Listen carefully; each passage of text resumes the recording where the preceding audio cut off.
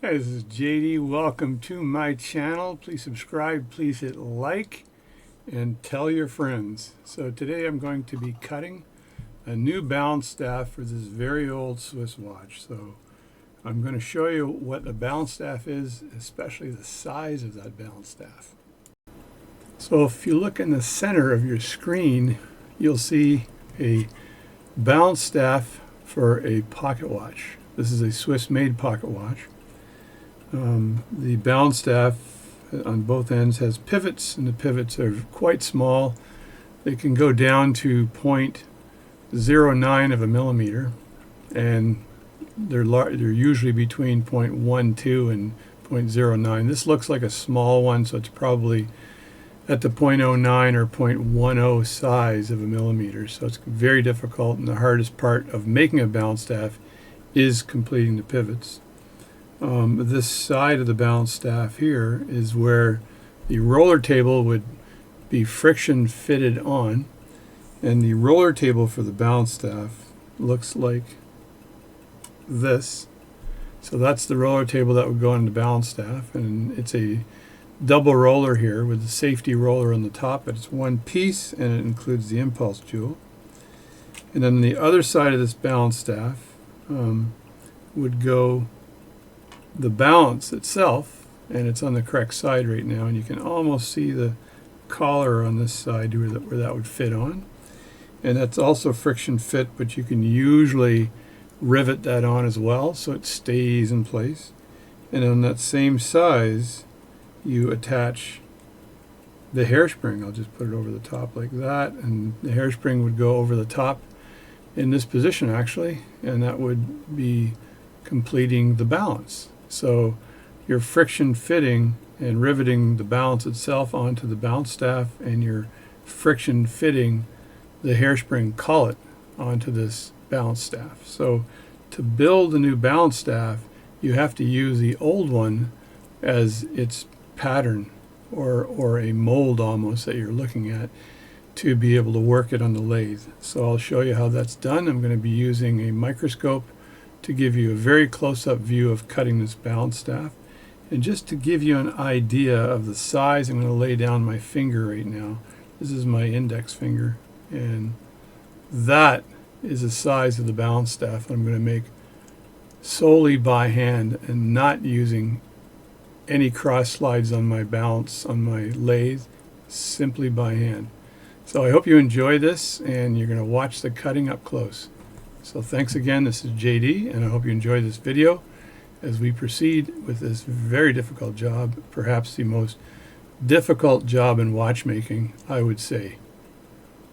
So if I quickly review the steps in making a balance staff on a lathe, you need the lathe, the gravers, you need a collet chuck or chuck to put the material in, pivot gauge, micrometer, polishing tools. The Arkansas stone is what I use.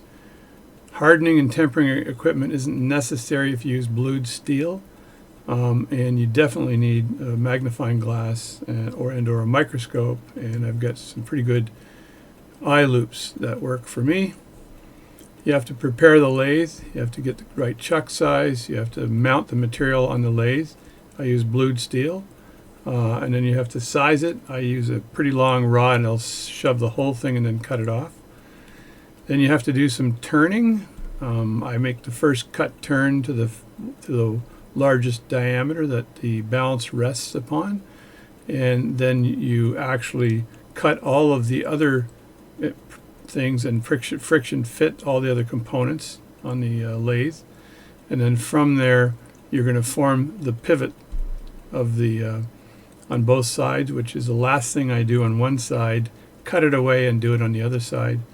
Shaping the collets, machining the collets. I'm not sure if this is correct, but creating the shoulders is necessary, and you'll see how I do that for each of the parts that are going on. I don't need to heat treat it. I do need to finish it properly and burnish it to make sure that it's smooth and it hardens the pivot when you burnish it. I absolutely need to install, inspect, and maybe redimension it after I've installed it. If there's some room I need to cut away, I will make the pivots ever so slightly longer so I can reduce them in size because I can't stretch a pivot once it's finished, and I'll test that in the watch, and away we go. So practice, magnification, experience, all those things are necessary, and again, this is one of the hardest things you can do as a watchmaker. So I will be using a Deuxium gauge to measure the widest part of the balance staff to establish the size of the material I need to use. So this is a Deuxium gauge in the back end, and there's the pinchy side of the Deuxium gauge. I'll also be using a brand new piece of Rodico. It's going to get a little dirty as I touch it with my fingers, but it's brand new. This piece of Rodico is going to hold the existing balance staff in place while I use this to measure as I cut the staff. But again, here's my thumb, and there's the size of that balance staff. It is very, very small. Now I'm going to measure the width of the largest collar of the balance staff, and this establishes the piece of material I need to use to cut the balance staff. So I'm using my Deuxium gauge to make this measurement, and looking at it, it's between 18.5 and 19. So I think a 2, and this would be 18.5 around here, like that. So I think that probably a piece of material that's 2 millimeters wide would suffice, because I want that the width, the largest width would be right here, and this is where the balance rests. It rests against this and on this collar here. So I don't really need to measure this collar right now. I just need to make sure I've got the right width at that point there. So let's grab a piece of material. So this material is blued steel, and it works quite well. And this material is almost exactly 2 millimeters. So if I look at this on the Deuxium gauge, it measures 2 millimeters. And just to show you live, there's the material on the Deuxium gauge. And if I flip back to the gauge here, there is the 2 millimeter mark right there. So that's 2 millimeters. I apologize if it's inverted, but that's 2 millimeters right there. So I flipped my video, and so there it is, 2 millimeters, and that fits in there nicely. So I'm going to chuck this up on the collet, chuck this collet up on a lathe. So the metal for this will go right through the spindle on the back of the lathe, and then I will tighten this, and I need to leave enough material on the end to be to grave the new part. So to do that, I usually just measure. I take the part like this, and I measure that against the material. So I think I will chuck this up at this distance sticking out here, because that gives me enough room on the back end to actually cut it away, and it gives me enough material in the front to form the pivots. So this should be pretty good there. And now when I turn this on the lathe here, I need to provide a little bit of upward pressure as this turns to ensure that the part is running true. And I can see it's got a little bit of movement, so I'm just going to put a bit of upward pressure on this.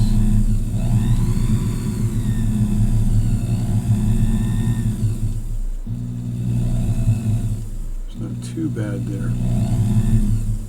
Let me tighten that some more and see if that helps.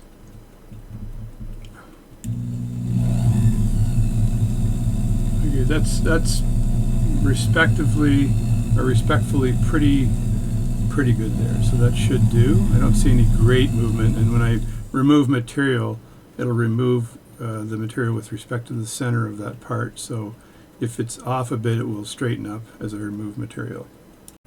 And now I've got to take the graver and size it properly. So I don't want it to be too high to the material, and I don't want it to be too low. So I've got to adjust my tool rest. Usually my tip over tool rest can go down just a bit. I think it needs to go down. Try to keep it parallel with the material. And I do have some black tape on the tool rest, so I don't have the problem of reflection. So I want it to be like this. So just touch it just a bit and see if I can remove material here without any issue. Is that going to come off nicely or not?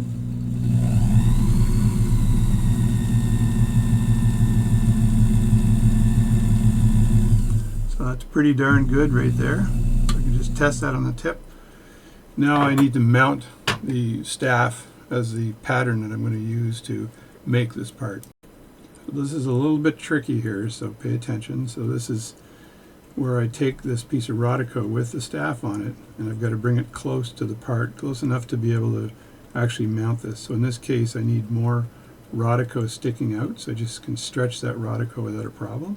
You can stretch it from the back or the base, it doesn't really matter. The Rodico will bend a little bit but should stay in place as I place it down. So there's the Rodico there, and I want this Rodico to be fairly close to the staff as I measure the cut. So I think I need to move it a little bit over and then reshape it a bit. Now one thing I want to make sure of as I do this is that Rodico is going to hold that part in place, and I'm not going to lose the part. So it's pretty close to the edge here, and I'm looking at my tool rest here, and it's pretty much where I want it to be. So I've got to sort of fashion this, or just stick it down onto the tip over tool rest so it's in place, and it's kind of where I want it to be to measure, right? So I'm doing that right now. I'm just moving it with my fingers to get that in place, and then I will adjust it slightly once I do my very first cut. So that's not too bad right there, and it's not in the way of anything.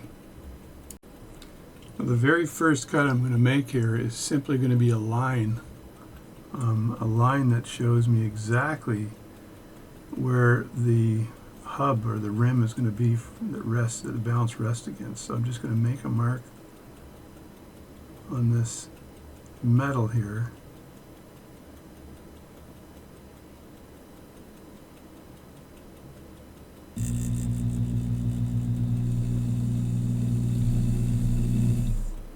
Like that. That's all I'm doing. So now I know where that starts. So the balance, if I look at the balance here, the balance will go onto this material and be resting right about here, right about there, and that's where that hub is. So that's my first cut and where the material needs to be. So I can actually, now that I've measured that and I know where that is, I can take this off and put that in a jar. So you do not want to lose the balance. So you want to use that again later on. So now I will remove enough material here to allow me to friction fit that balance. So what I do to do that usually is I dig a bit down in here.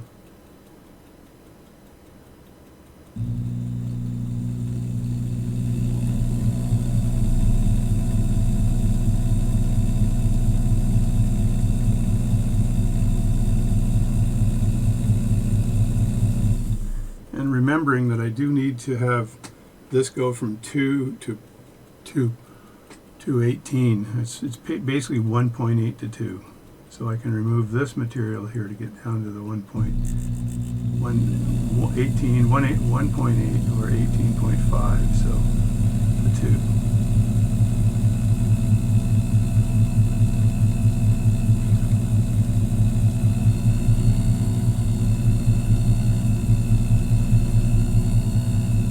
And one thing I absolutely need to do is move my tip over tool rest closer to the material.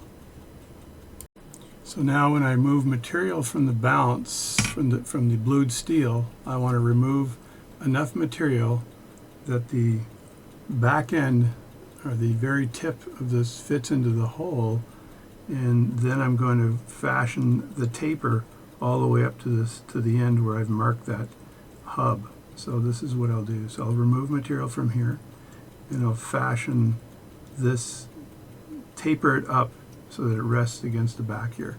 So I'll do that, and likely this will be in fast motion so you don't have to go through the struggle of watching me remove material.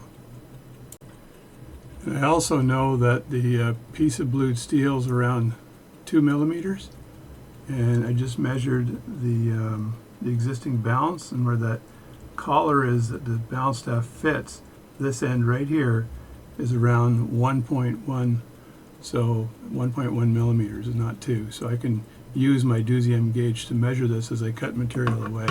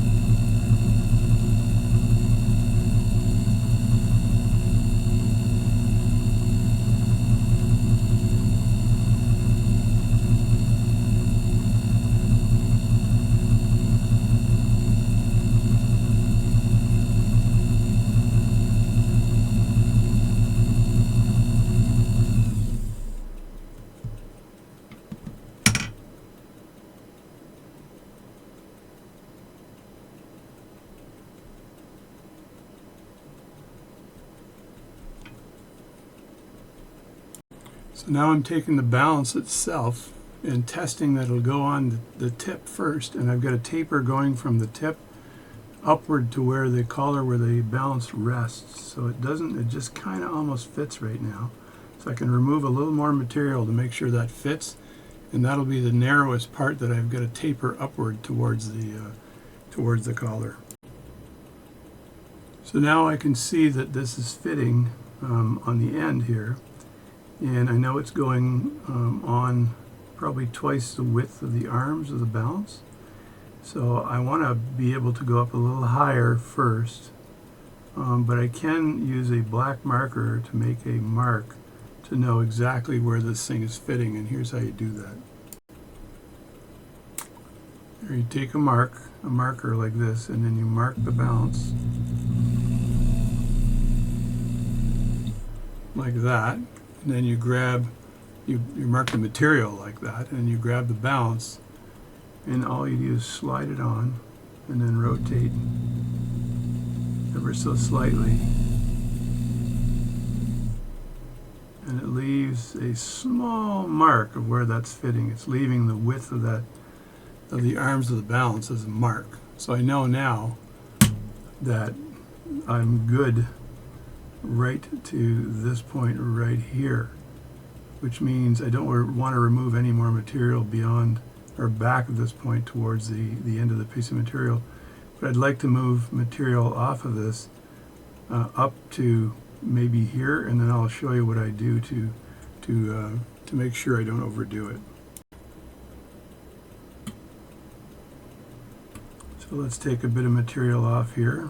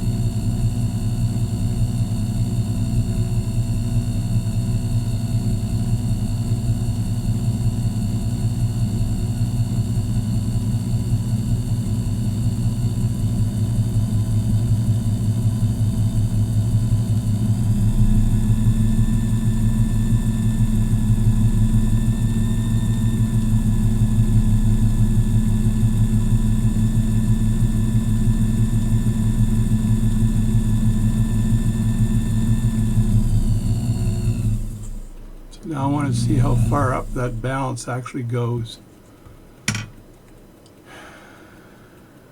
And it's all friction fit, remember that.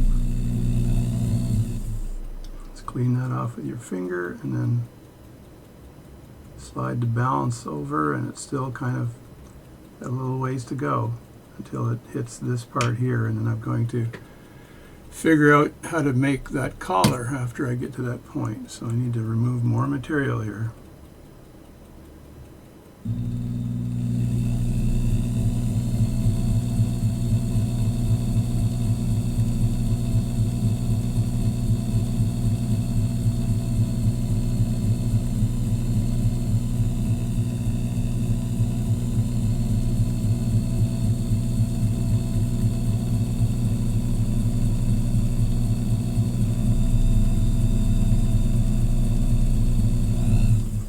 Funny how fast this goes when you're removing material.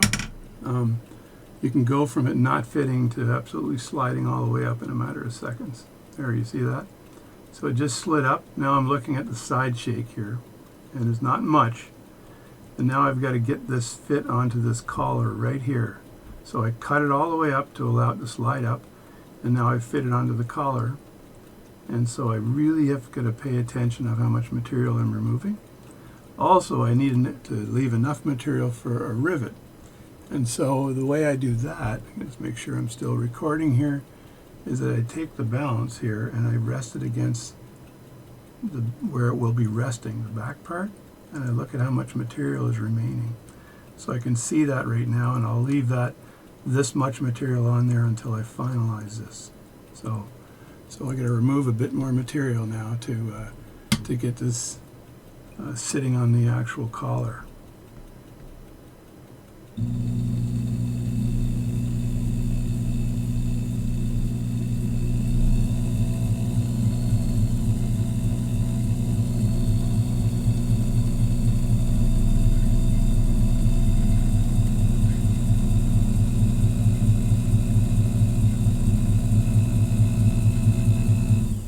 Big part of this is not to rush it, and just to keep removing material and keep measuring,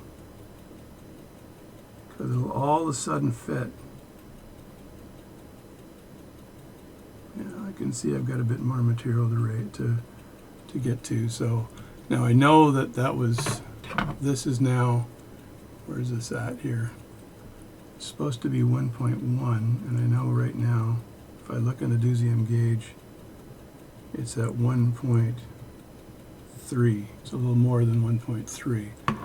So I've got to go down to 1.1 so I can remove a little bit more material. And I'll show you after I finish this what I need to do.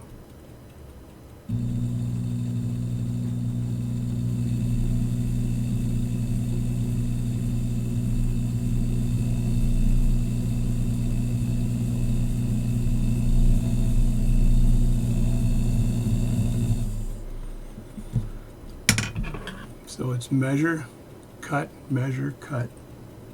So here I'm at the base, I'm at 1.2. And right, if I go right here, because I've tapered a bit, I'm still at 1.2. And if I put the balance on here, and I want this to friction fit, so if I put the balance on, what am I at here? Let me get this balance on the right way.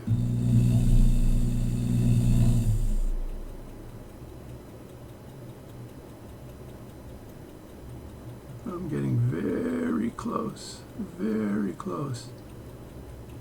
Yeah. Take away a little more material.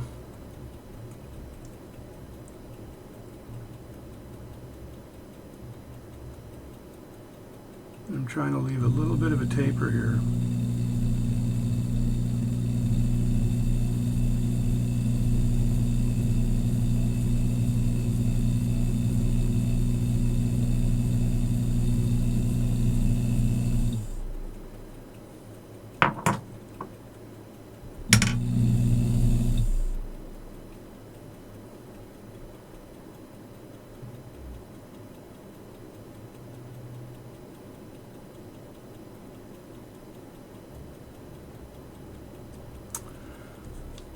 Yep, it's almost there.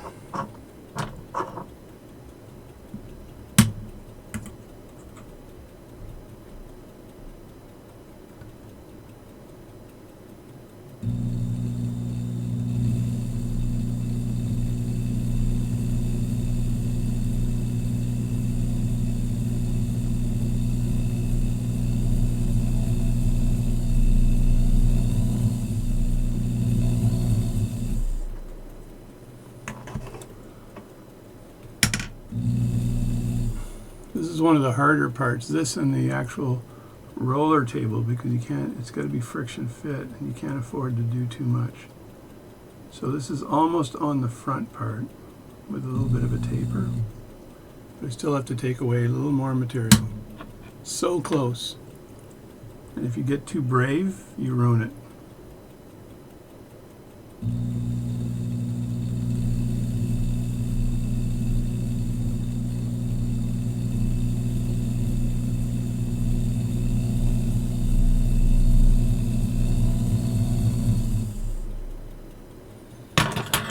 Now if I ruin it, I have to start all over again.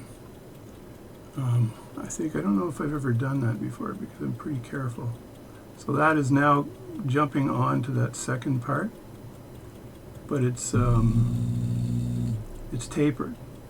So I know that I can take away some of that taper and it'll still fit. The other thing I need to do is back cut this a bit. And I'll show you how I do that in a second, but I have to sort of reconfigure my lathe here. But I'll take a little more material off. And I'm really looking at this so carefully.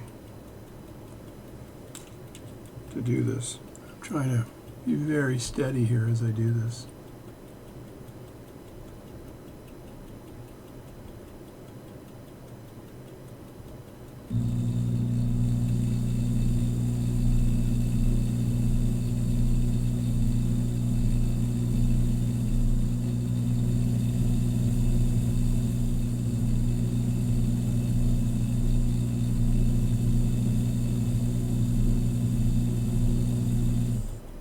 Try that.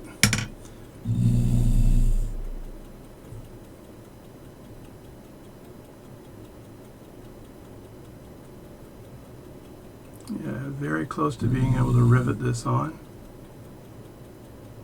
If I know if I mark this here with my pen,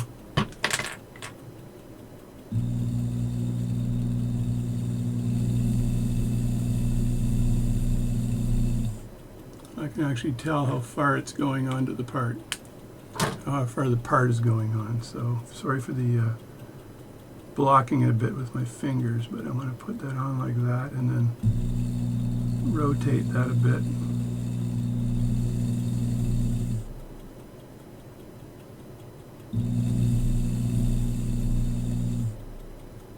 It's almost rivetable right there.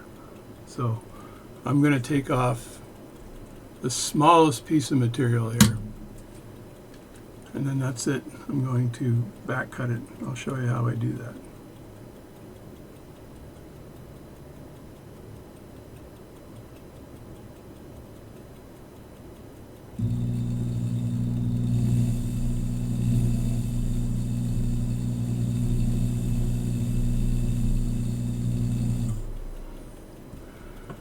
That should do, hopefully. Put this on here and see what's happening.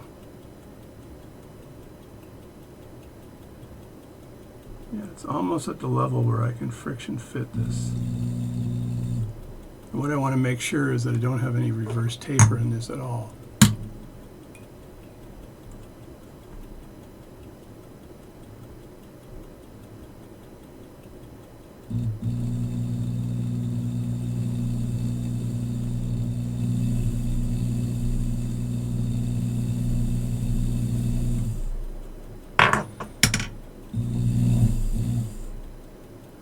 Again, taking away the smallest pieces of material from this to see if I can just get this close but not on.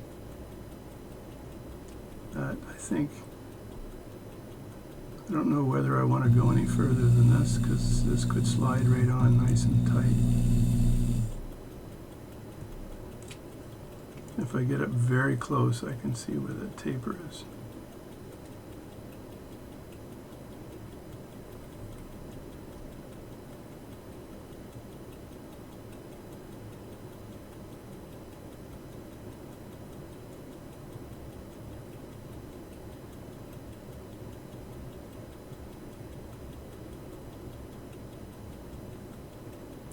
I think I'll leave it like this because I want to be able to tap that on later.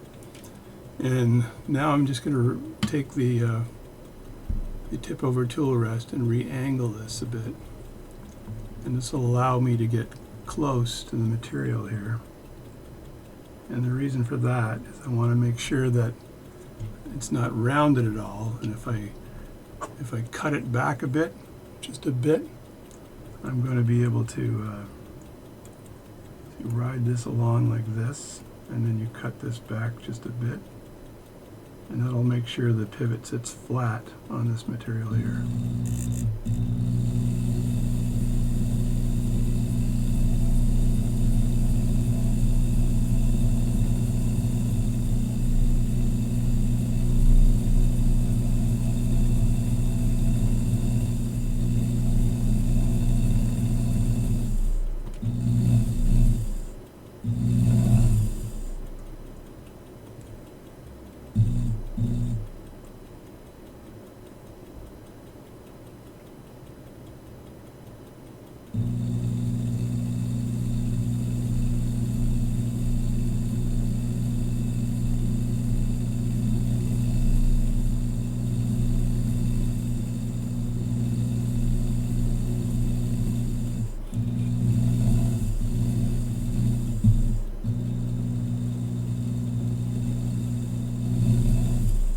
I'm looking at the material. I think that's good. I'm just hoping I didn't overdo that.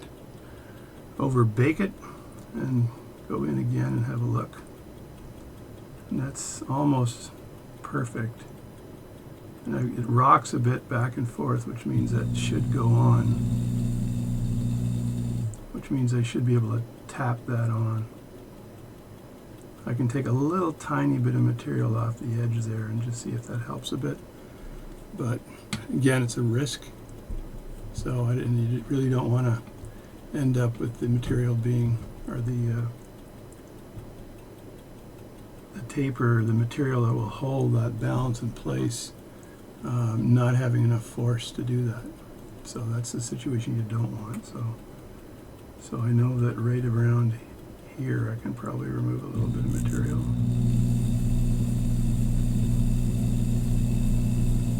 Like that. The other thing I want to do now is cut exactly where that balance, where I need to create the rivet for the balance, right? So let me just put this back on and see what the effect of what I did was. Yeah, that'll be pretty tight when I knock that on. And I'm looking at exactly how much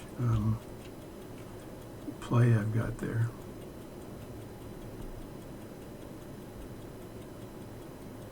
Yeah, that should be good.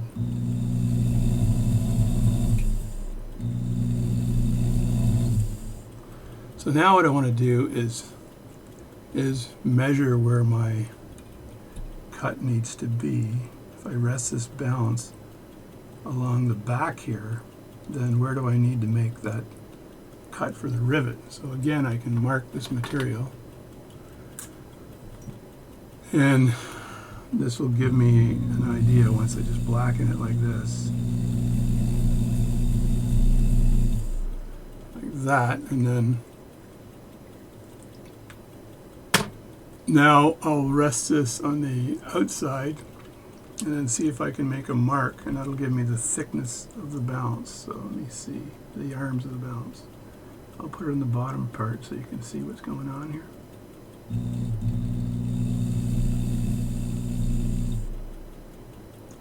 There, I actually made a line. If you look at my fingernail here, right there is where the line is.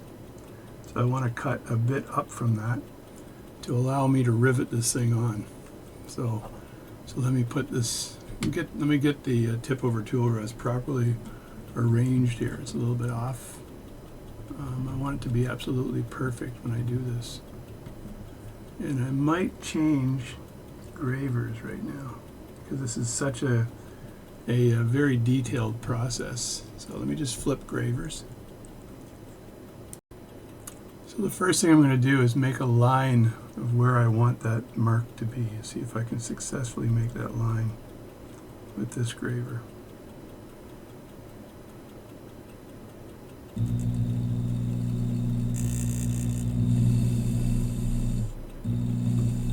Alright, so there's that line. There's two lines there. I'm not sure if you can see those, but there's exactly two lines there.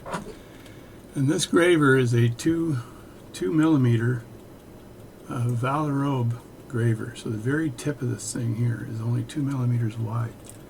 So I have to see if I can get this thing in here, and I may need to move it back a bit, but it ends up being pretty close to my chin.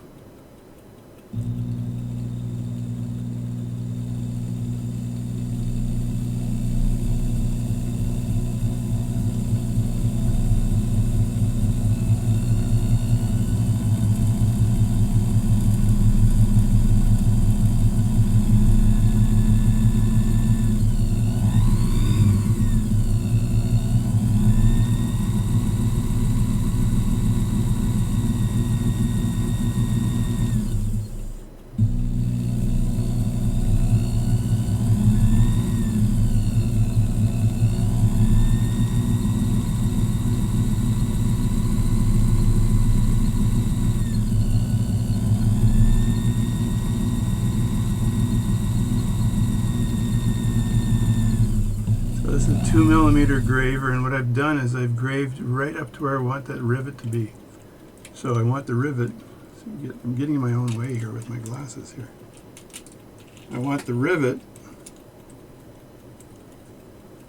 to be exactly, make sure I'm still recording here. I want the rivet to be right here. So I've graved a line right there, and then the staff goes on here, and there's enough material actually to form that. So what I need to do is remove material from here now to fit the actual hairspring collet. So in this case here, I can measure the balance staff again and see what the distance or the diameter of the hairspring collet is. So there's the wonderful balance staff again, the one I'm patterning it off of. And all I need to do is measure the hairspring collet here. And what do I got? I got a slipped Deuxième gauge. So I want to make sure that this doesn't get screwed up. So I'm just going to press this in so I've got a good fit on the end there and I don't slip that off.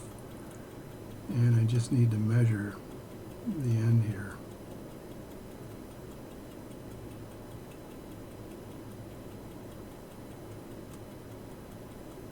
There we go. I'm trying to do it well under camera, so it's tougher. So it's 7.5. 7.5. Measure that again. 1, 2, 3, 7. I put a 7.5 for that. So now I would very safely put this back to where it needs to be. I'm going to use this later now to measure the actual pivot, where I need the pivot to be. So I'm just going to put this back onto the Rodico, hopefully. Get on there, buddy. I'll fix it a little bit better later, but now this is on the Rodico again. And you do not want to lose that part. Makes life easier. So what did I say? 7.5? Around 7.5. So if I look at this piece of material here, this is measuring at 11. So I get a lot of material to remove to get that down to a 7.5. So I can start chewing away at the material with a larger, graver. Let me see if I've got a fit for my graver. No, I got to adjust the tool rest. All right, let's start cutting material.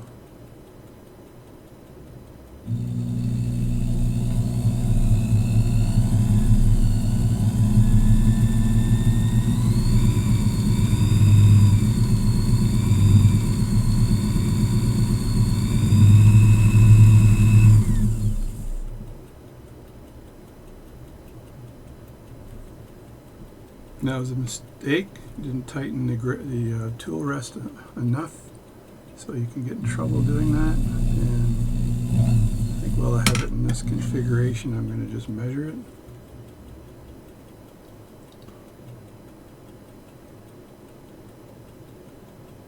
Still at around 10. So it's a long way to go.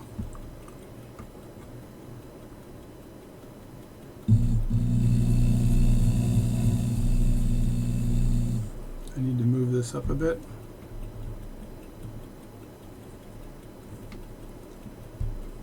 Make it parallel. And away I go again.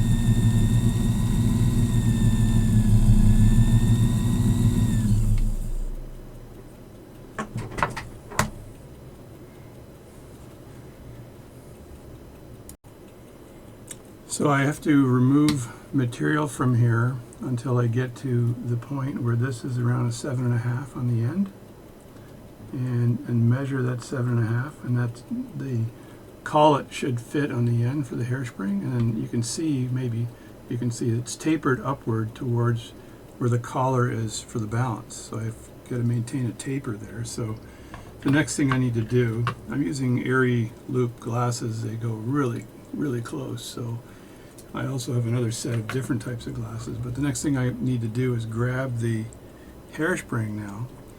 And I've got to very carefully see if that's actually starting to fit on the end there. So I just grab the hairspring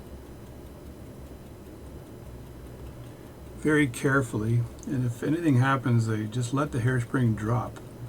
That's what you do. So in this case here, I just want to see how well it's fitting on here, and it is fitting. There we go. Now if I just let that go with my tweezers, and it just drops. So you let it drop, it's not going to get hurt when it drops. You just end up having to pick it up again and fit that thing again, right? So sometimes I use my fingernail to get that thing on, but I know that it's fitting on the end right now. I just don't know how far on. So there we go. Look at the back end of that, and I can see pretty much how far on this thing is fitting. And I know I've got to get it to fit all the way up to where that collar is, right? So I can taper that up again, but I know I've got at least the width of the hairspring fitting. So to take this hairspring off, you just take your tweezers like this at the point, grab both sides of the material, and then push it off like that, and it'll just fall down on your hand. So that's the safest way of doing it. And just drop it back in the bowl. So now I know that I've got it cut pretty much. It's fitting to right around this point right here. So I know that that's a good line in the sand here for me right there. And I can remove a little bit of the material leading up to that. Plus I want to square this off here and lower that a bit. So we're going to do that. So this is a Valarobe graver again, and it's a 4 millimeter at the tip. But I've got to get a bit closer with my goggles to make sure I'm doing the right thing here.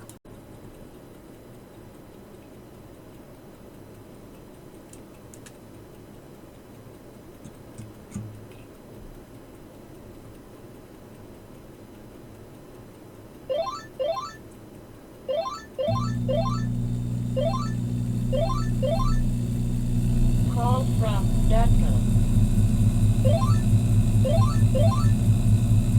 Call from Deco.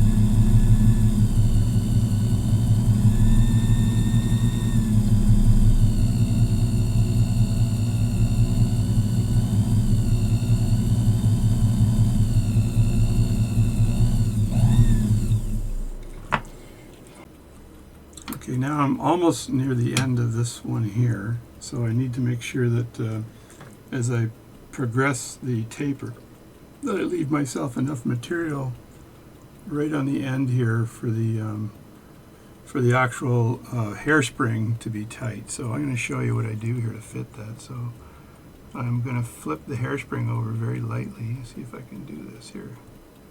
It's in a bowl right now. I've got to be very careful not to put undue stress on this hairspring as I do this. It's very, very tricky.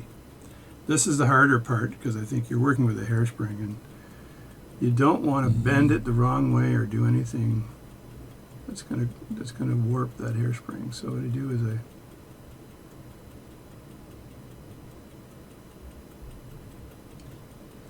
and it drops again. So I got to pick that up and try again.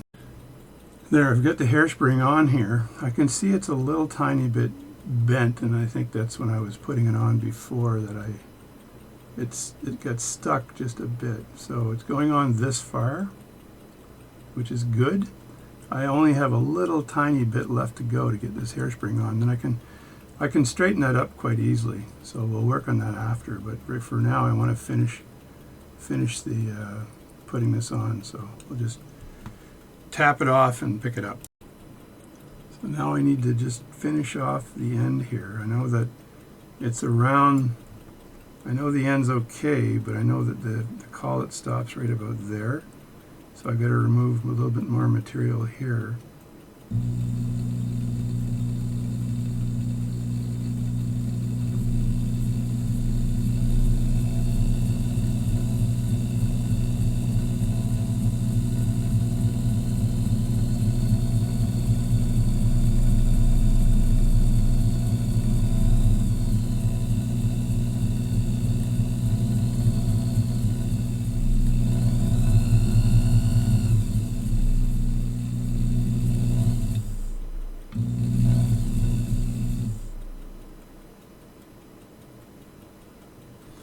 And now I'm going to see whether this hairspring still fits, or the collet still fits.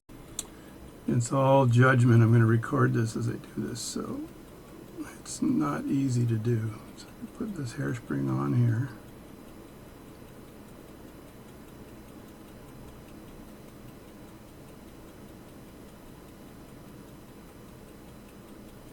Just have to let go of the darn thing and then push it up. This is not easy to do. It's such micro work.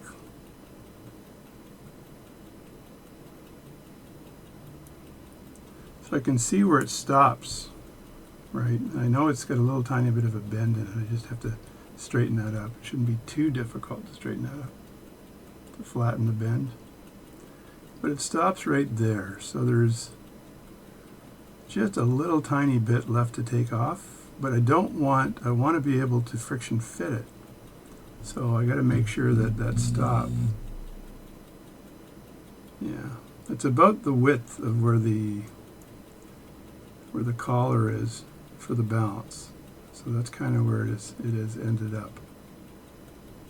So let me see if I can take this off. This is a very small hairspring here. It also keeps falling down into the sherds of, I'm going to have to wash this hairspring as well. Falling into the pit where the shards are. So if I look at this carefully, I got to keep switching glasses because you've got to be so close to these parts that it's almost impossible to do it with the single set of glasses here. So I know the hairspring will go up to this point right here.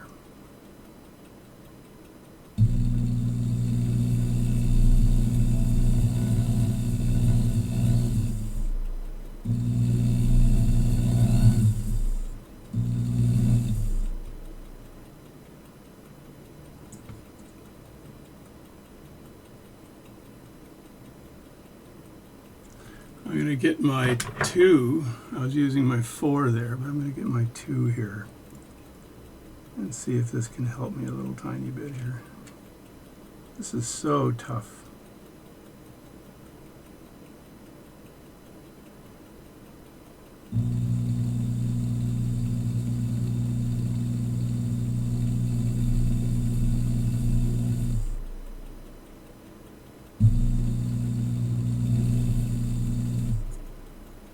It should be good right there. And I'm going to fit that hairspring on one more time. It's very dangerous. Every time you try to get that hairspring on, you're risking screwing it up every time you do it. So this is one of the hardest parts, actually, because the hairspring is so delicate, right? And this is a small Swiss watch, so it's not helping me at all. And I have to pick it up, switch hands, put it on, and the metal's a bit magnetic right now, so it wants to attach itself. Okay, that's probably going to fall. No?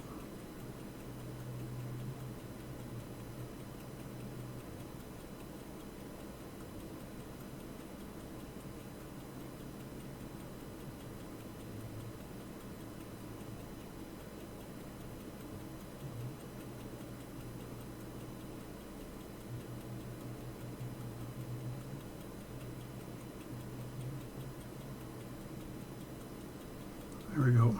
So difficult to get this on. If any of my colleagues are watching, then I want you to bless me. So I think it's perfect right now. Yep, there's just a tiny little bit to go. on the other end here. Here it's hard to see, but maybe I'll get a mirror and you can have a look at it. But it's just a tiny bit to go on the end, and I think I'll see if I can get a mirror to show you. All right, I've had to go back to the balance here. I had to remove a small bit of material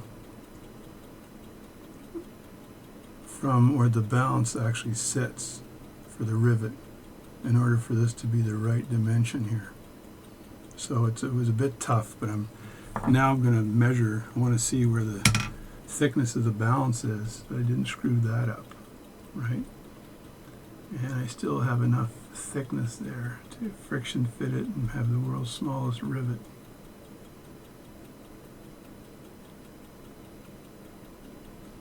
I think I'm good.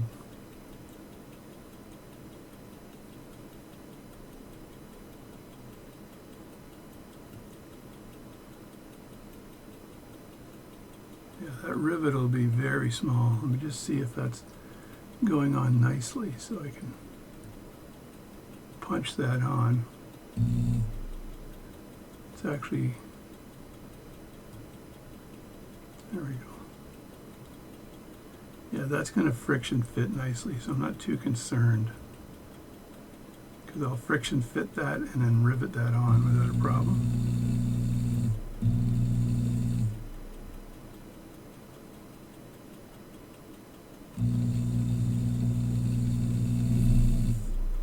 So now that I've done that, I just want to make sure that the bounce itself, the pattern I have here, where I'm going to cut that off to actually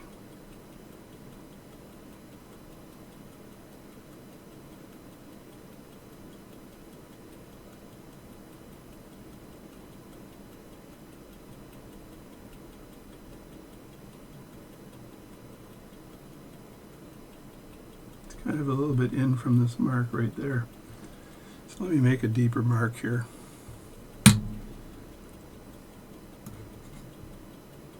I'm going super up close right now.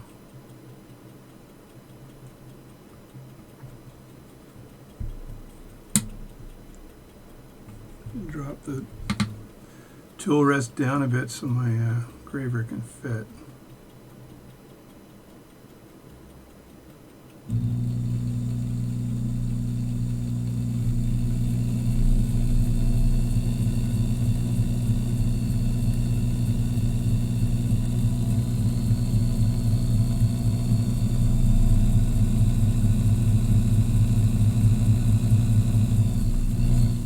I've made a big line in there, as you can see, a little bit of a trench. And now I just have to look at where this falls with respect to the trench. I just need to leave enough material to make that pivot. And I think that's good. I think if I cut it away right there, I've got enough material for the pivot, so I can just cut that away and flatten it. That's kind of where I have to start my pivot material.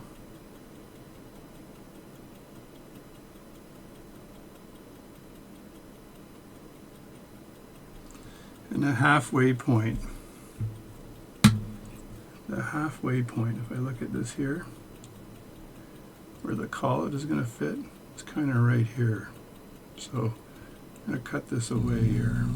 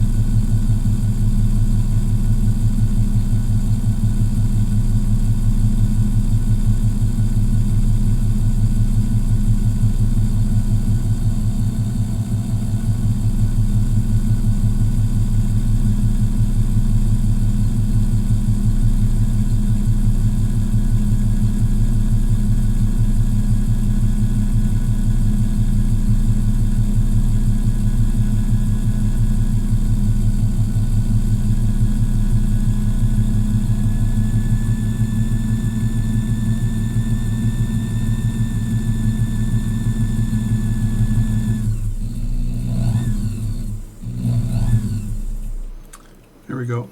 That's how that gets cut off. And again, this is going to be a long video, I think, so I'm going to try to, except for my dad calling. When my dad called, it scared the shit out of me, so. He's 89 now and he's not doing too bad, so I like when he calls. So I can see where that needs to be, where the hairspring collet will fit on. So there's kind of a mark halfway. It's a little inside of halfway, so I'm going to eyeball that too and just cut the material away from there. So I think it's going to be right around here.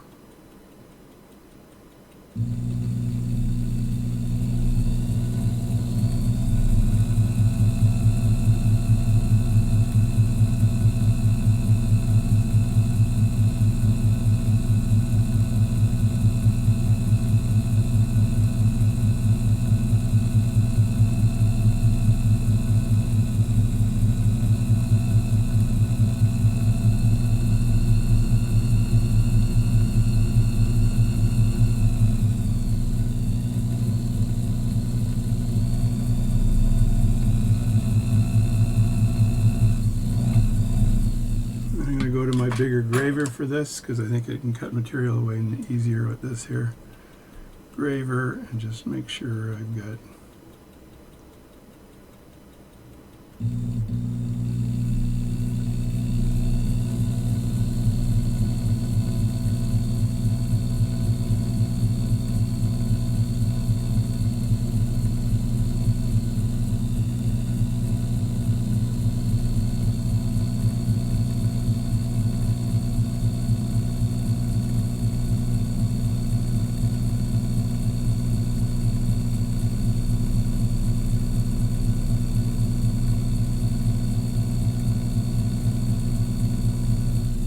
There we go. One thing you want to make sure you don't do is get the graver cut underneath the metal because it'll snap it off.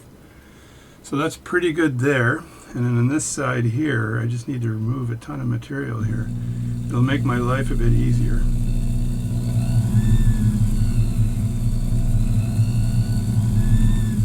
I should put the tip over tool rest a bit closer to the material work here, because you don't want chattering, so you want this thing to be as close as possible, allowing you to work on it, but not chattering.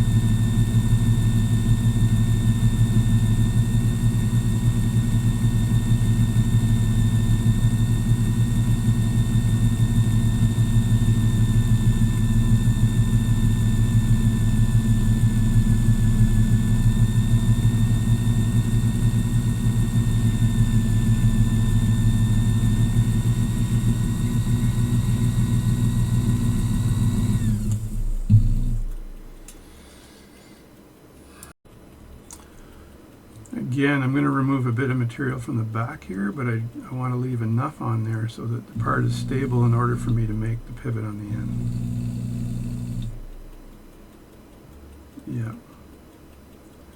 And of course I'm going to thin this part down a bit and angle it, right, so it's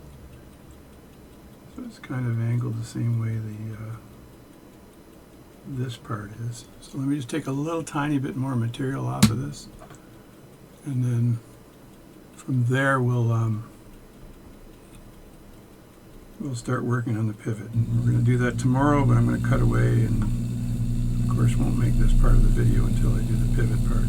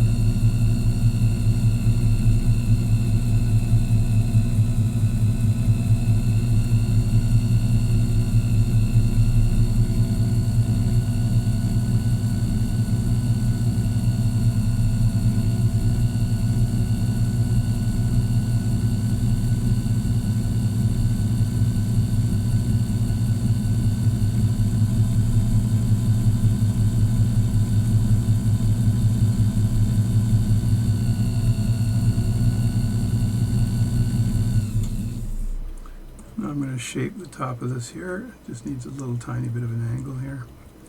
Take a slight bit of material off,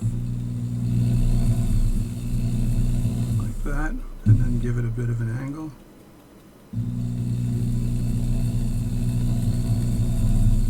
Like that, and then we'll worry about a bit of that later, but I want to remove some material here, so I'm not sure. I think I may have to just use my my other graver, my ×4. So you pick the thicker one of the two, right? And lower my tool rest a bit and just cut into this a bit. I just want to remove a bit more material, but right along the edge here.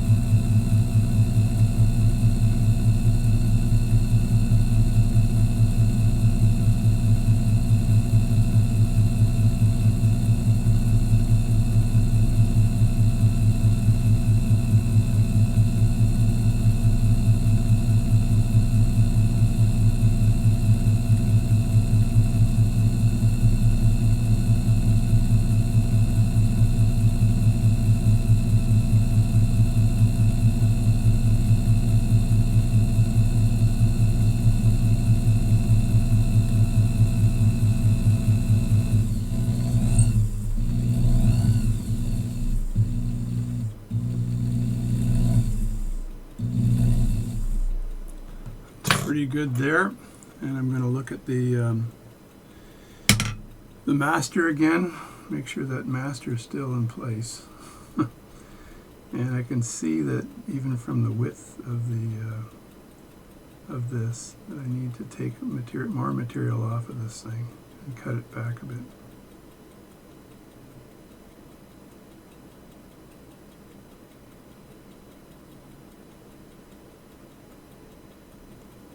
Yeah, it's a bit beveled. I don't need to bevel it. I just need to have the exact right thickness so when I put the roller table on, it works.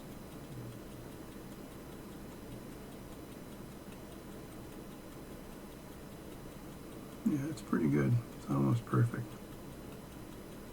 It might end up being a little long, but it's almost perfect. Hopefully this watch, I know it's going to be super close from an adjustment perspective, which is really, really tough, but we'll see how well I can do with that. Because I know I need to shave it back here just a bit.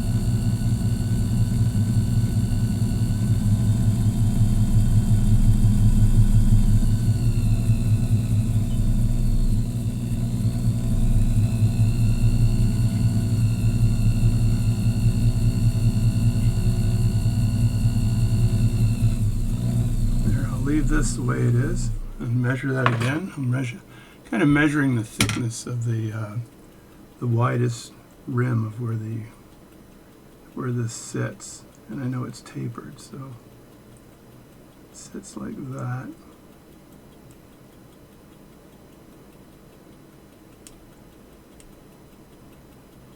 That's not bad right there. And I can work on the pivot next. So that's what I'm going to do. But I'll likely do that tomorrow. I can start to pivot just a little tiny bit, but I don't want to cut away too much at this pivot right now because it's late and you can get tired and screw it up. So I'll just take a little bit of material off of it here very carefully.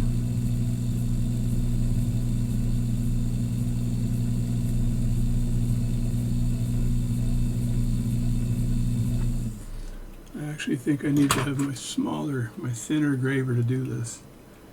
And I'm going to want my rounded graver later.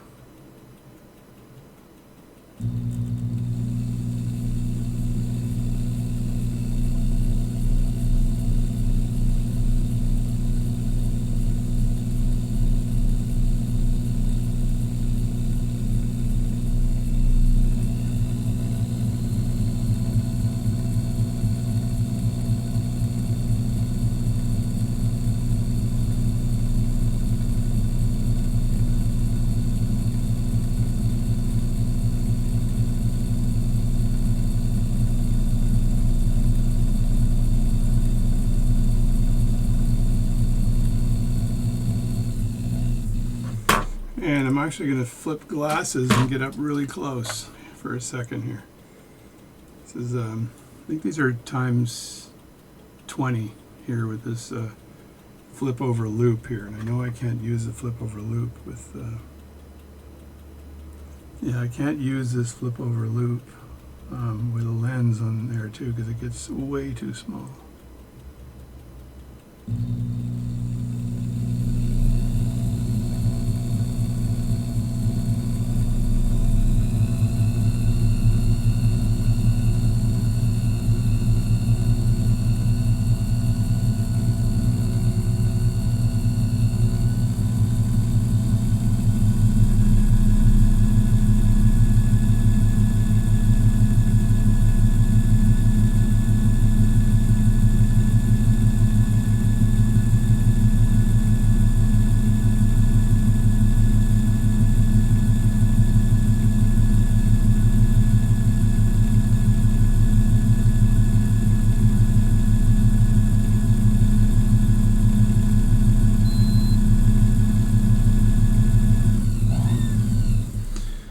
That's good enough. Just leave it like that and I'll be back.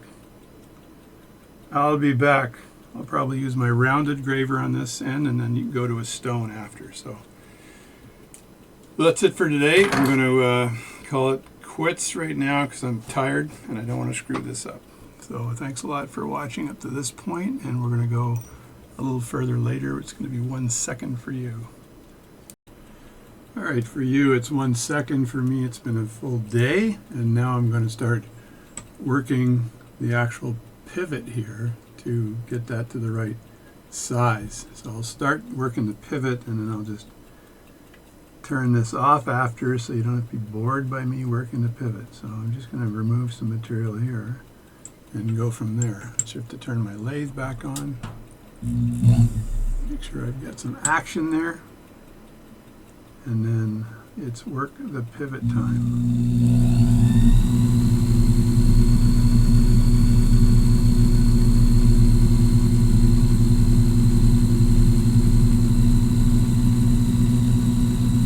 Probably can do a little bit of this with my rounded graver before I start using the stone.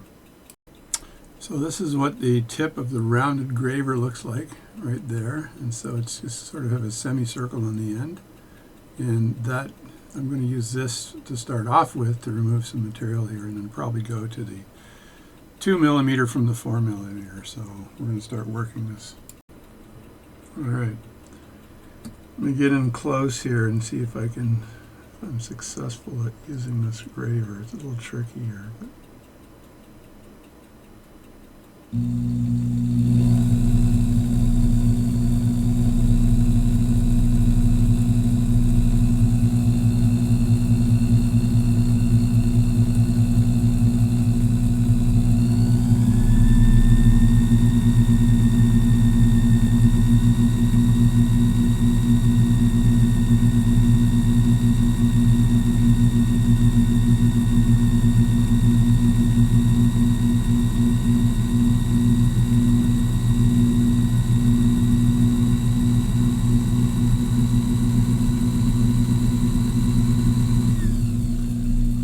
good enough. What I worry about here is catching the graver wrong.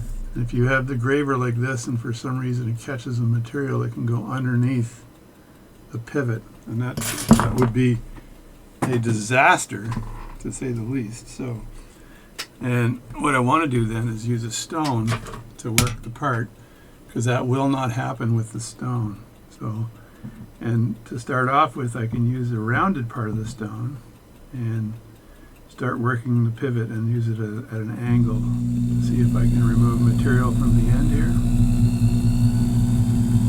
and get that pivot down to the right size. So this is not a short process. This is a long process to do this. So I'm not going to show you the complete process because it's kind of a waste of my time and yours both. So I'm just going to be working this pivot here with the stone to remove material.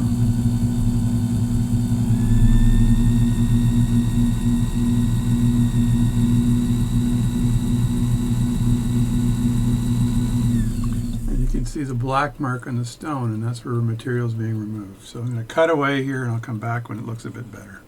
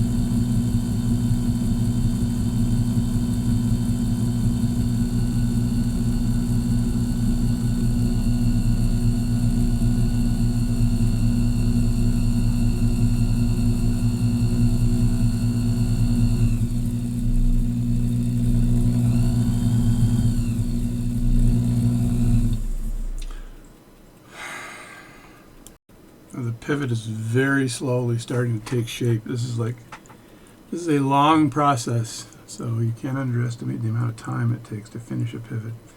I actually have to measure the jewel hole soon on the other balance or the other movement to make sure I have the jewel hole size right. And I know I've got to bring this pivot down considerably, so it's going to take a lot of work to get this down to size before I cut it off.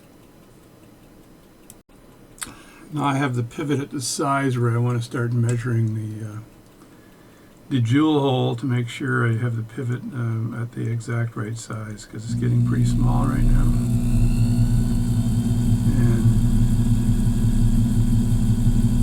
you want to make sure that you're sizing that pivot perfectly. So I have a jewel. I got a ruler that can be used to size the pivot. So I use that ruler.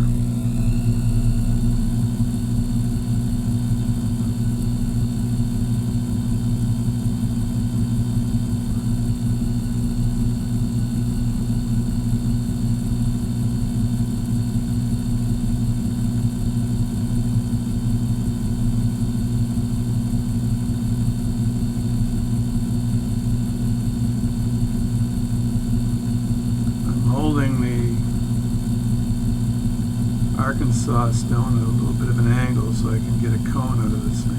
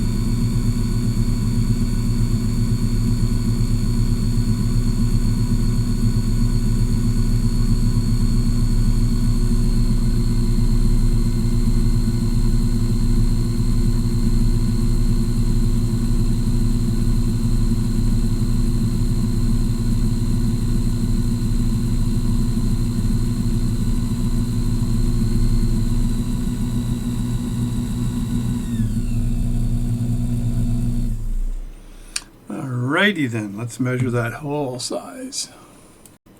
So these are gauges I use, pin gauges I use to measure the hole size. There's a very small one there, so that's 0.12. So put that into the hole of the jewel hole here to see what size this jewel hole is, and I can use that as my gauge, and then I have another ruler I use to actually do the sizing. So the size I'm looking at is 0.11 millimeter, so it's actually pretty darn small. So 0.11, you can see that on the top there, and that's where the pivot needs to fit in. So I got a long way to go to get to 0.11. I'm not even at 29 yet, so I'm at about 26 right now. So I think I've got at least another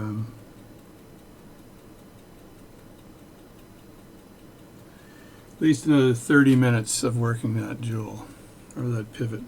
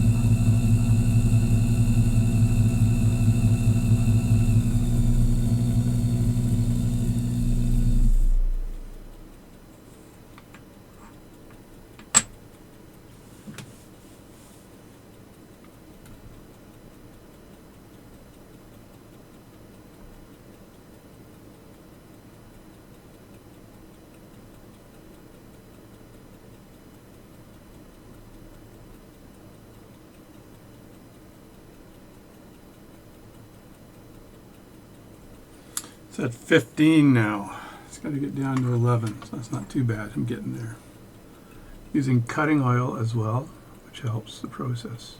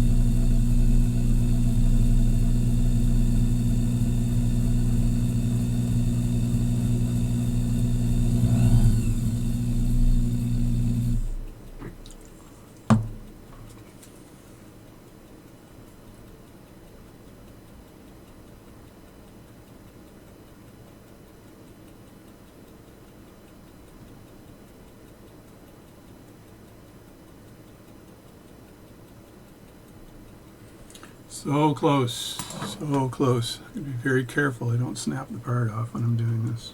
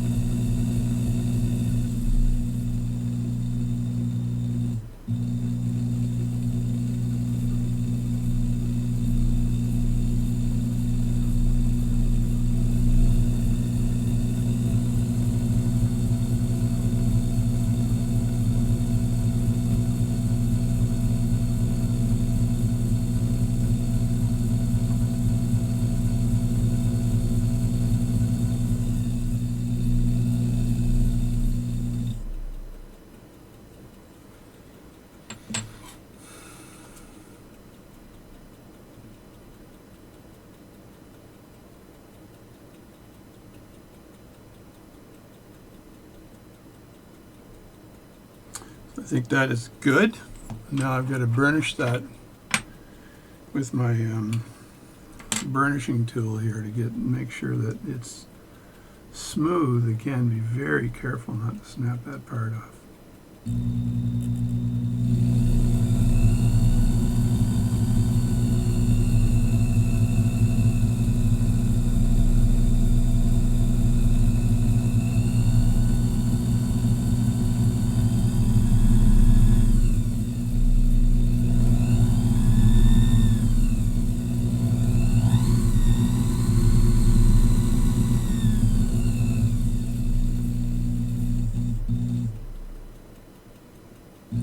And put a bit of an angle on the end there, just put with the burnisher.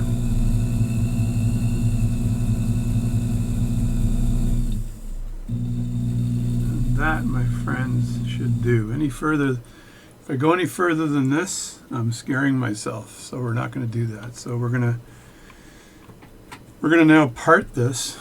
Got a little bit of oil on the base here. So let me have a look at this again.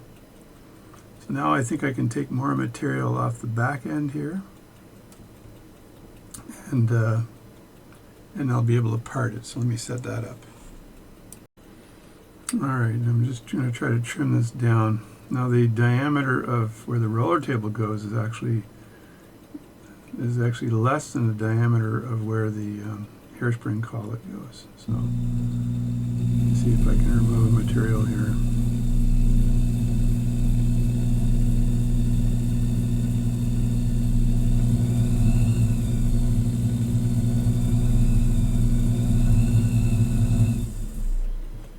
Yeah, so I'm going to work on that for a little while.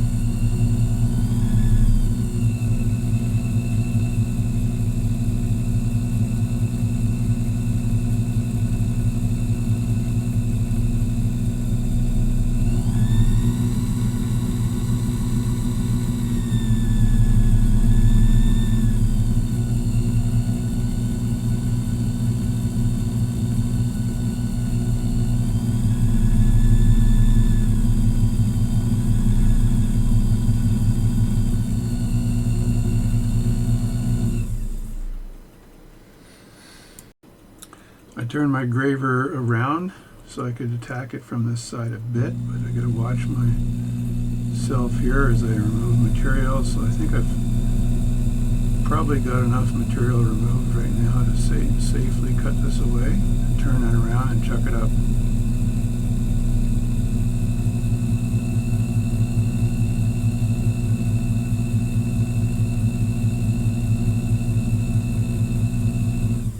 Now to help with this, I turn the graver back around again and I can work on digging a hole right around here on this side, and this is going to help me saw through this part.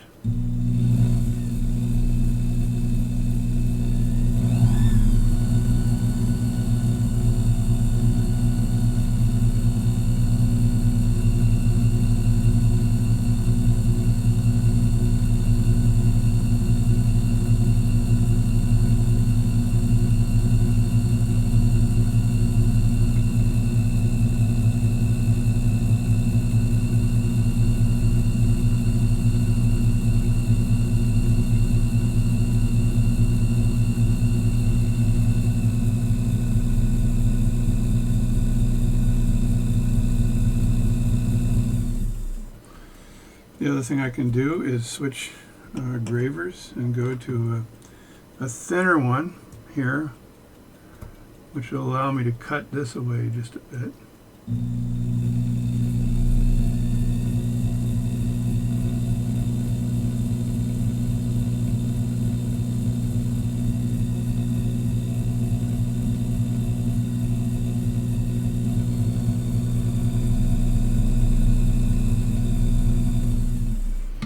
That should be good enough. And now I'm going to get out a file and file this down. Alright, I had to shave a little bit more material off and shave it back a bit after comparing it to the master. Now this fits perfectly on 0.11, which is exactly what I wanted, this pivot to fit into 0.11, which is good. Now I need to part this away.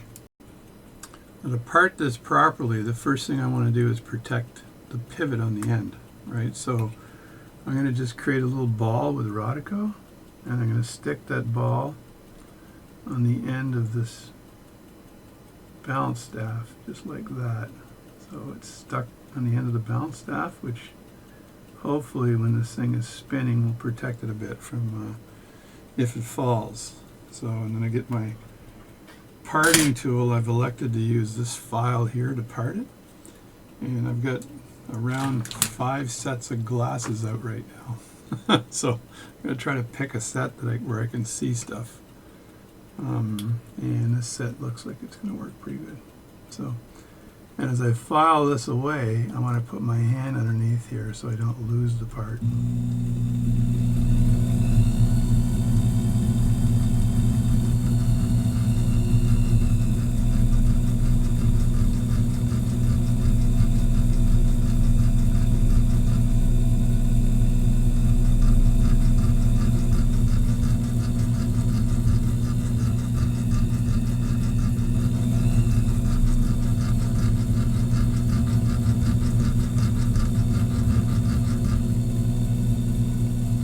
Almost done.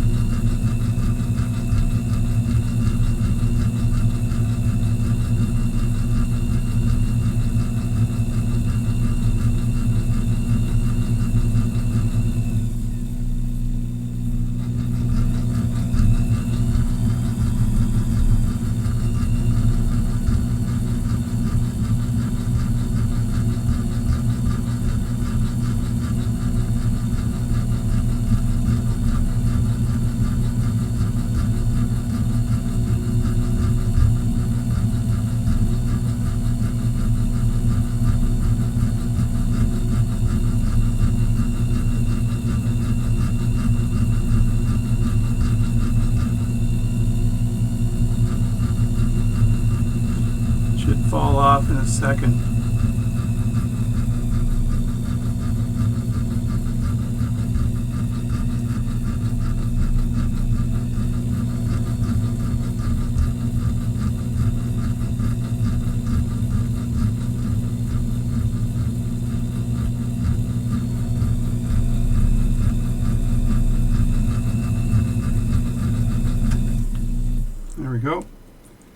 it fell off, hit the ground. There it is there. Just sort of hit my table, but the little ball of Rodico in the end is perfect for that. It saves it from being destructed. Now I got to find another, or destroyed. Now I got to find another collet to collet it up where the hairspring collet goes, and then start working on the other side. So it turns out it's a 7.7 millimeters. I'm just going to chuck this up quickly so I don't have the chance of damaging it.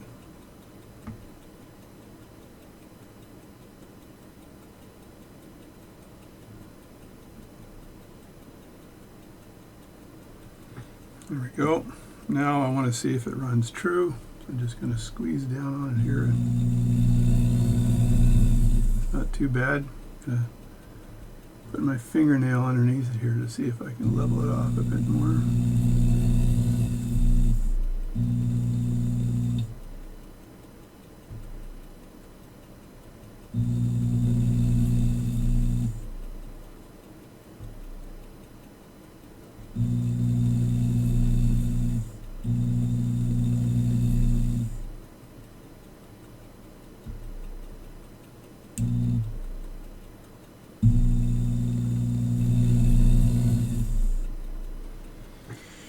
And get a piece of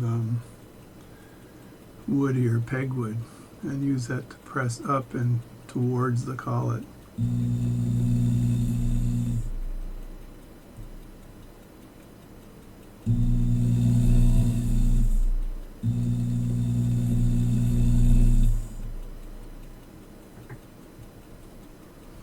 I think my fingernail's working better because this is such a small piece.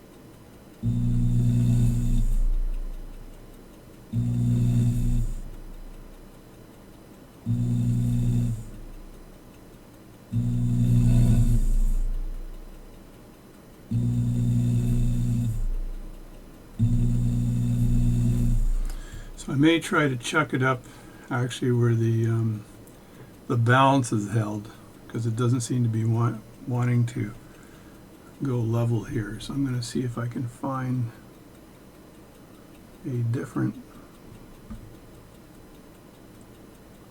collet and then chuck that up where the balance itself, the collar where the balance is. So I'm going to use a collet holding tailstock to try to center this piece so it doesn't rattle. So I've put a 7 in there, and I should be able to move this forward just a bit like that, and then push this in towards that part. Now see if I can tighten this up a bit. That's a collet holding tailstock, so it's pretty handy. And I'll just move this towards the part, and I can see it's touching the part.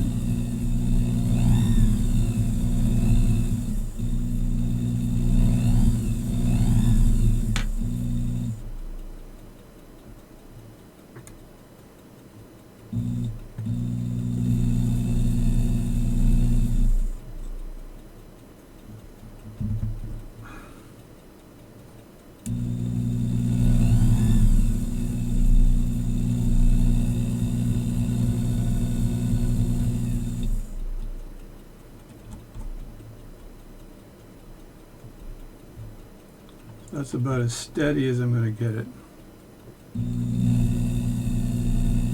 That's not too bad. So, as I said, I used a collet holding tailstock here, and I put a number 7 on the end, I think. Yeah, 7 to hold that piece down while the whole thing turns. So everything's falling apart in my hand here.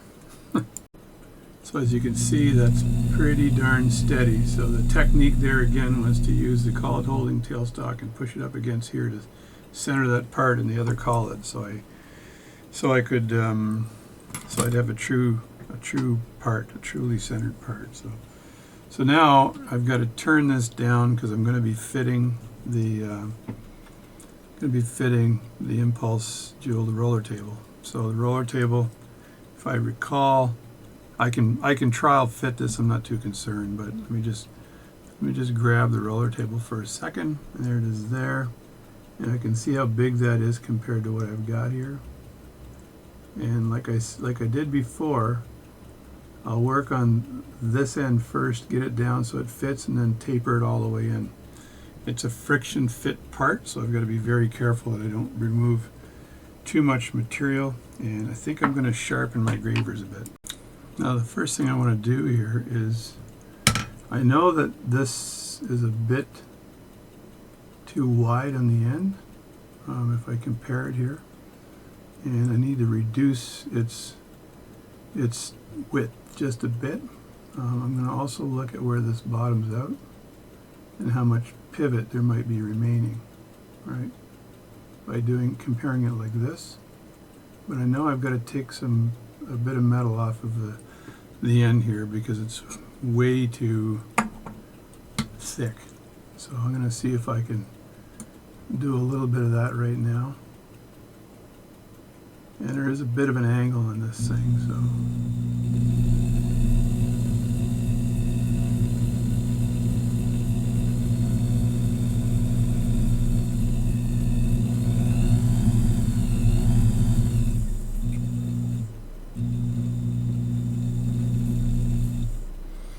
It's not too bad right there. If I look at the source part and the thickness of that table, it's got to go in just a bit more here. It's a little bit of an illusion. An illusion. So let me just get in here and take a little bit off here again.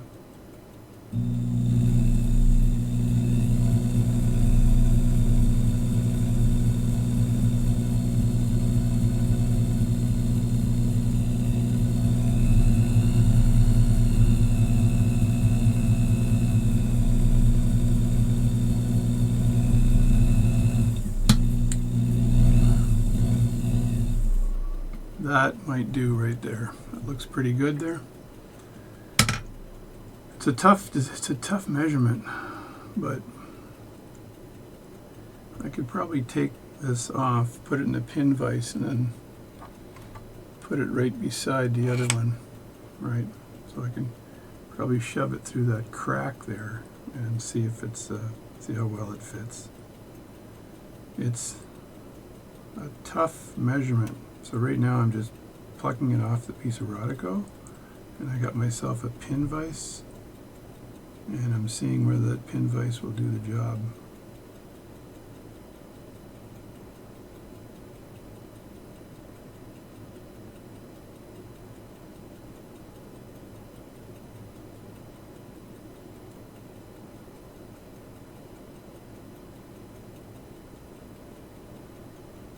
There, I'm holding that in a pin vise right now, and I'm just kind of sliding it through the crack there to see what measurement I've got. That's probably about right there. I'm looking to make sure I've got maybe it's a better angle for you to see, but I'm looking at the thickness of that table. Right now, I might be able to take a little tiny bit more off there. Not much more though, because then I'm at risk of it not fitting properly. I'll take just a bit more off here. This is a very small balance staff, so I'm hoping for success here, but you never know. And I'm taking it at an angle only because that's the way this thing is built.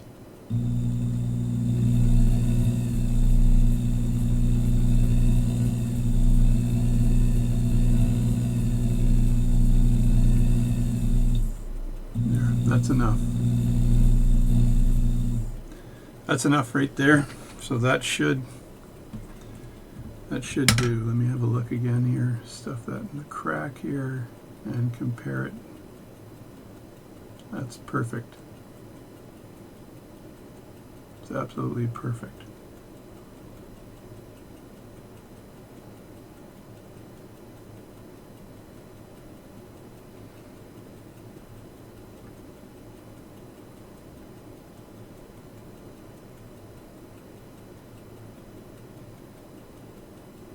Yeah, that's good right there. So that's perfect. So now I can commence to, I'll take this out again and put it back on the piece of Rodico. And now I can start working on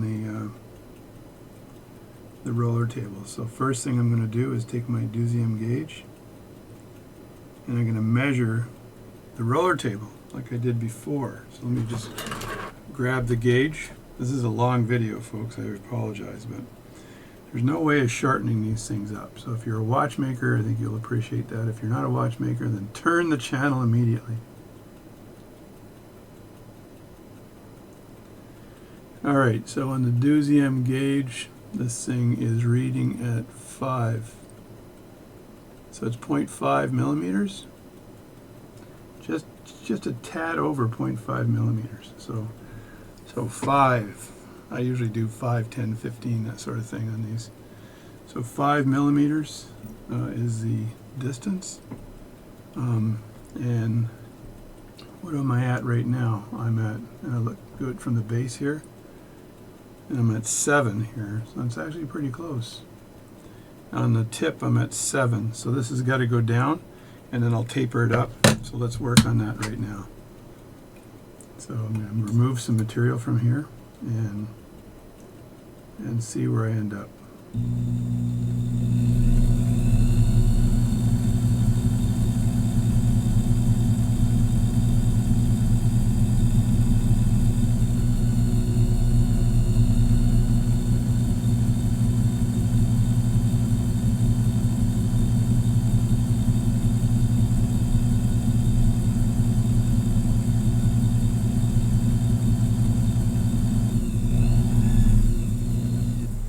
Just like I did before, I'll fit the part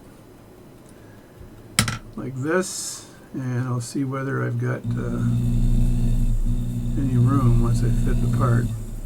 Gotta get some of the metal off of this thing here. I just fit the part like that, and so it's just starting to barely fit right now, so I can remove a lot more material than that. So I'll put that part aside with the Rodico, keep that from dancing and running away. So I know I can bring this part, this other stuff down a bit more. And what I do is I look at the top, the very top of this while I'm cutting, and I can see the taper from looking at the top. So I'm going to put on a different pair of glasses right now. I think I've got some double lens glasses here. These ones here, they let me get in pretty close. I got all kinds of glasses, so put those away. And the reason I use these sometimes is because I can get in pretty close like this, and I can really see that taper. I really see the taper, Jerry. Really see the taper. Alright, so I'm going to do that. Problem is my hand's near my nose when I'm doing this, so I'm not sure if that's a good thing or not. A big hand or a big nose, one or the other. I think this was the graver I was using. Yeah, it is. And if I remove one of these lenses, can I go back a bit? Yes, I can. Good. I was a bit too close here.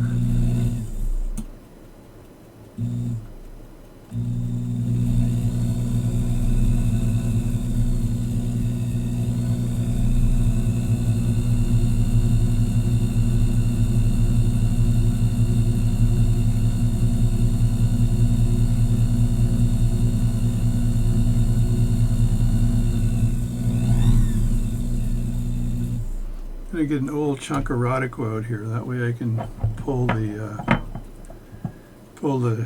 metal off of that part to give me a good view of where I'm at. I'm going to have to use a magnet later on to pick up all the crap. I didn't use my tray today, so.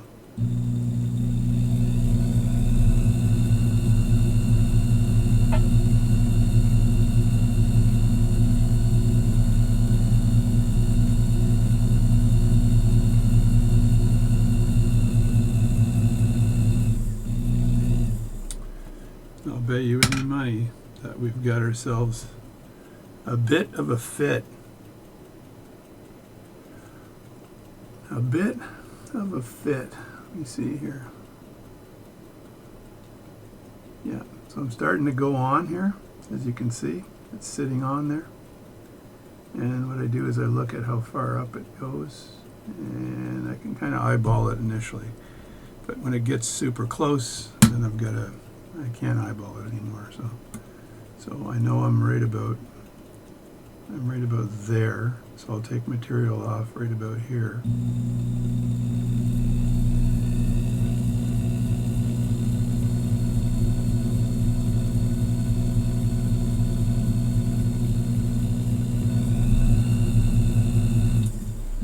And I'll leave the end part a little thick. That way I don't screw this up. So fit the part again and look how deep it goes. Still stopping right there. And like I did before, I can use my marker here to mark where this is stopping. So that's kind of handy sometimes because you can see exactly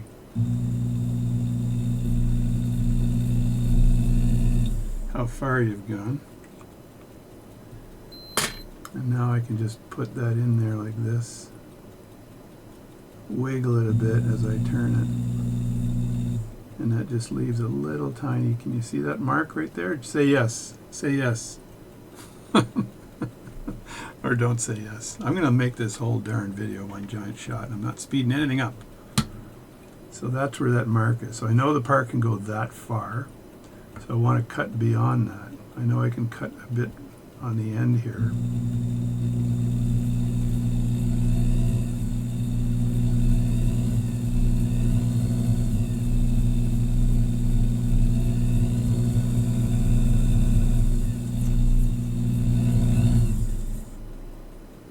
But again, like I said, you really got to be careful. You can also, if you don't leave, it's friction fit. So you basically can crack the part if it goes in too far as well, right? So that's where it is now, and I'm looking where it's going in. So I can remove a bit more material even. So, and I still have it fatter near the end. So let me look and see how thick this part is here, just so I know how far up I'm going to go. It's pretty darn thick, so it goes up all the way, right to the end there. So let me see. I'd rather do the pivot without this part staked on, so I'm just going to cut a little bit more here and see what happens.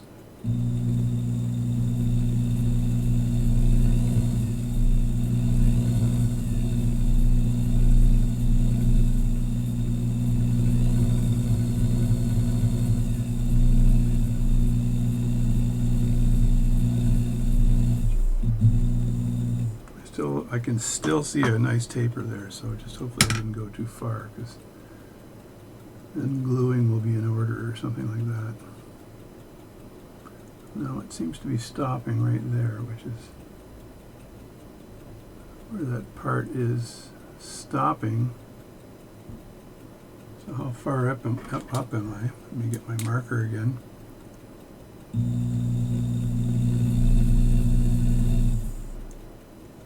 And test that.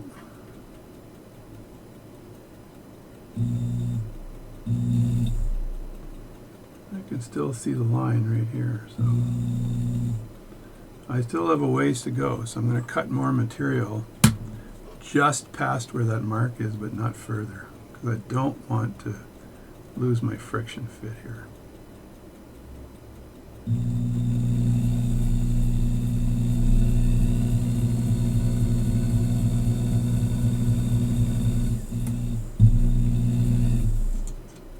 I may have to get my other glasses on, or just flip the other lens down, because it's getting pretty, it's gonna all of a sudden ride right up there. That's the problem. I think I've got a bump too, so you got to get, when you're cutting this, you often have a little tiny bit of a speed bump right past the line there, so you got to watch out for that.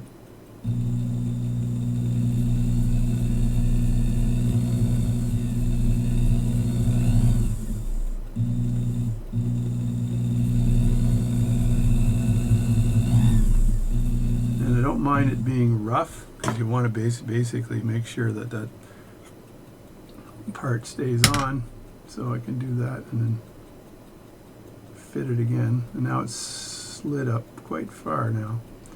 It's not sticking out yet, but it's quite far.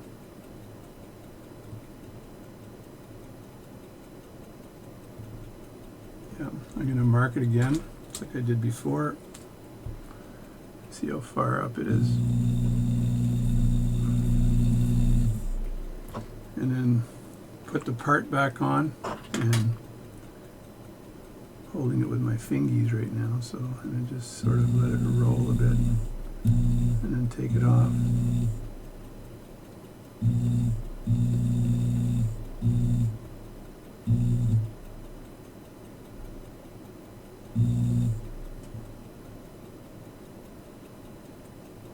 It's not too bad, but I think I'm going to have to cut the material away using a double lens this time, because it's in this particular loop I have, it's a double lens. I just really need to make sure I don't go beyond.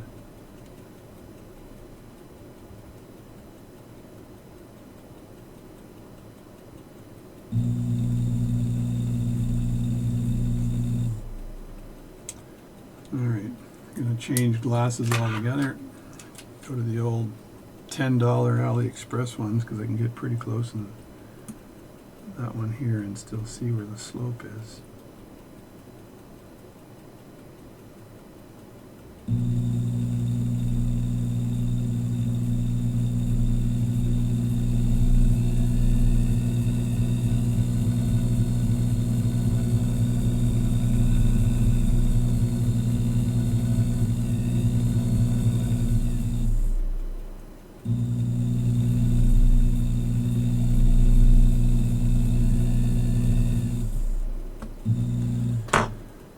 Alright, let me fit this one now. Hopefully it doesn't go all the way up. No, I can see where it's stopping right now. Stopping right at the end of that mark. So it's stopping about halfway right here, so I'm a bit nervous. This makes me really nervous. This is not a single roller, so if you screw this up, you basically can't, you gotta remake the staff, I think. I don't think there's any solution to this one here.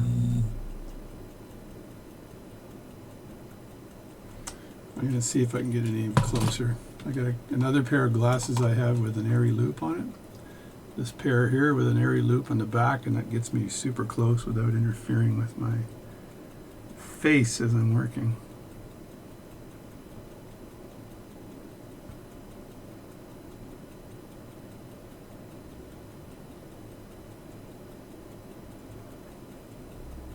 See if I can drop this down a bit. That way the graver is not... Yeah, that's a bit better.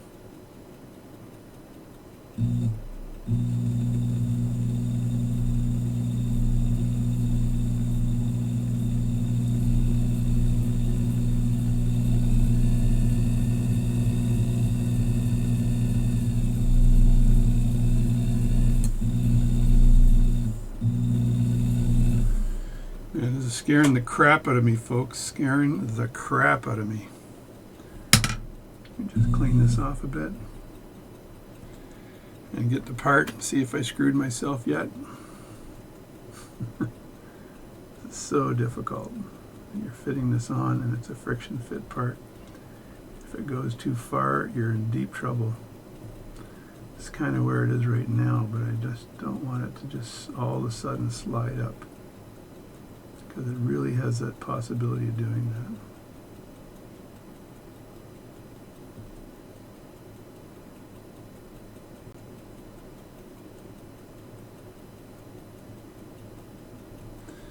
Tell you what I'm going to do. I'm going to take a bit of material off the front end of it to make sure that that's not what's holding it back. Because sometimes the diameters are off a bit. If the front end, this end here, is causing me the issues, then that would stop it.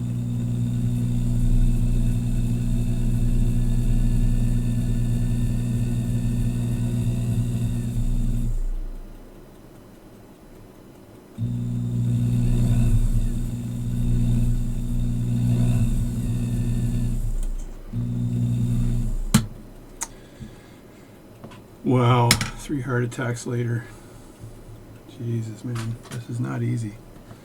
Friction fitting one of these is probably one of the hardest jobs you can do in watchmaking. We turn that around here, stick that on the Rodico, and then again a little bit of praying always helps. Alright, you see how far that slid up now? It's sticking out the end now, and it's loose as I put it up here. But how much material do I remove to get that last little bit in? So let me just mark this part here again, because I do want it to friction fit.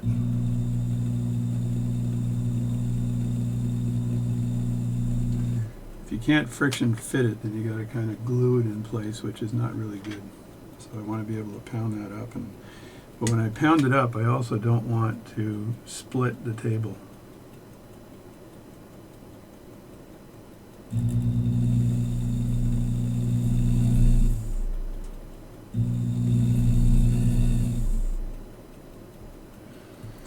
All right, now maybe you can see where that line is. I just dropped something on the floor here, my graver. So you can probably see where that line is. It's right here, right there where the point is. So that is going up all the way up to there. So now my question is that close enough? Do I cut more off? Do I leave it there? Because if I cut too much off, I can see how it's just a tad higher.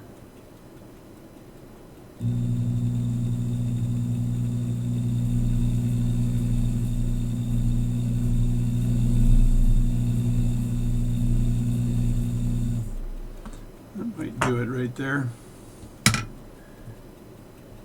Let's see if I've screwed myself here. Let's see if I have screwed myself. No, I don't think I have. Not yet, anyway. So there we go there. Now the question is can I stake that on, or is it going to be a problem?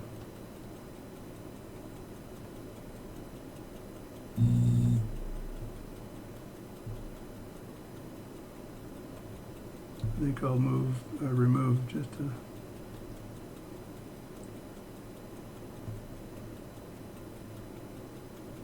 Man, that is so close.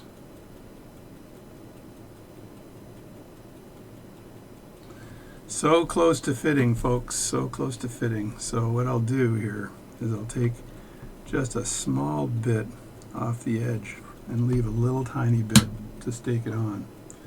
So I'm going to take just a small bit right here.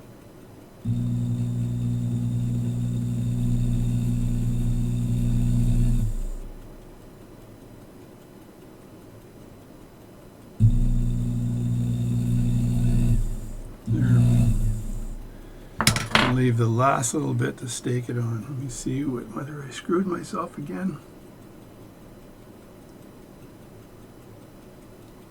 No, I didn't. So I've got, it's on there, and I've got a little tiny bit left to stake that on. And when I push it forward, yeah, it won't go forward, which is really good.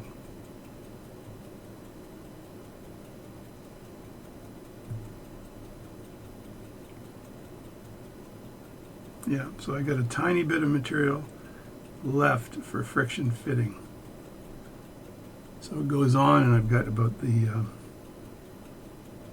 double the width of the roller table to fit that on. So now what I need to do is make the pivot on the end here. That's a tricky thing. So if I just put that part back in the bowl, let's assume that's done. And I got to do a little bit of measuring to figure out where that pivot might be, right? So if I look at the old part, and the pivots were pretty small. So I look at the old part and I go like this. I think I've got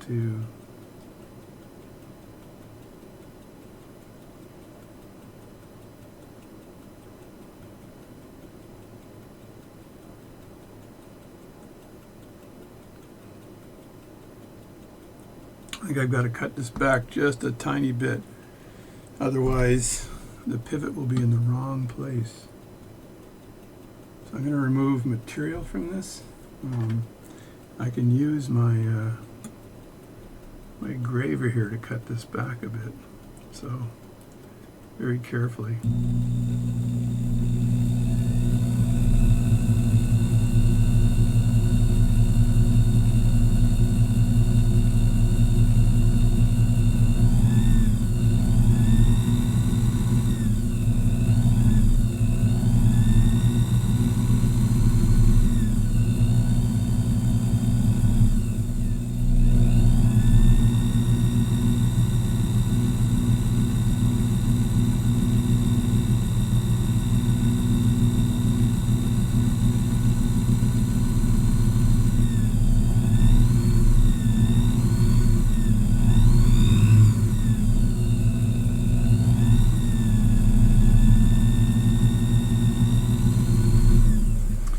Holding my graver at a little tiny bit of an angle. And so I've got a point there. My graver's at a bit of an angle, and that way it won't go underneath the part. That's the tricky part again. So I'm looking at the distance of this thing and the distance of where the pivot might be. I still think it's too big. When I ride it right next to it, it's way too long. So I've got to cut this back a bit. And I can cut it back. I can either file it back like this, which probably is what I should do because it's safer.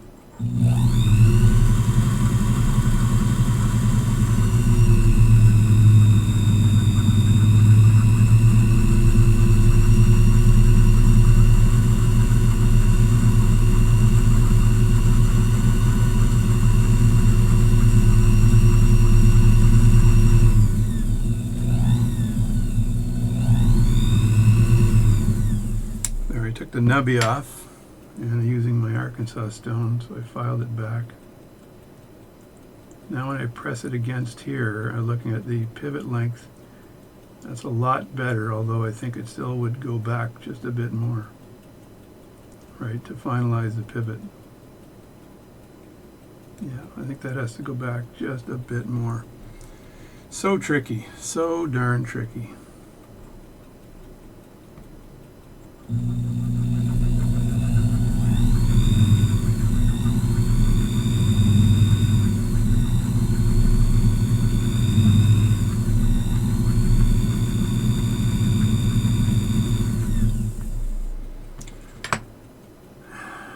And measure that again.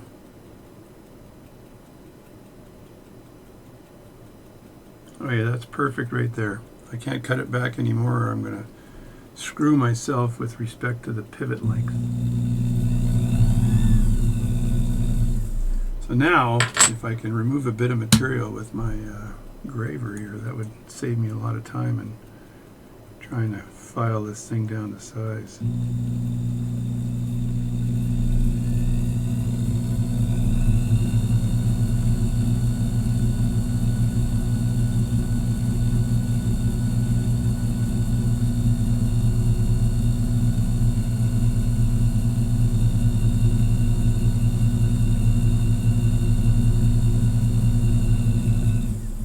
Stop right there with this particular graver because it will go underneath the material and snap it.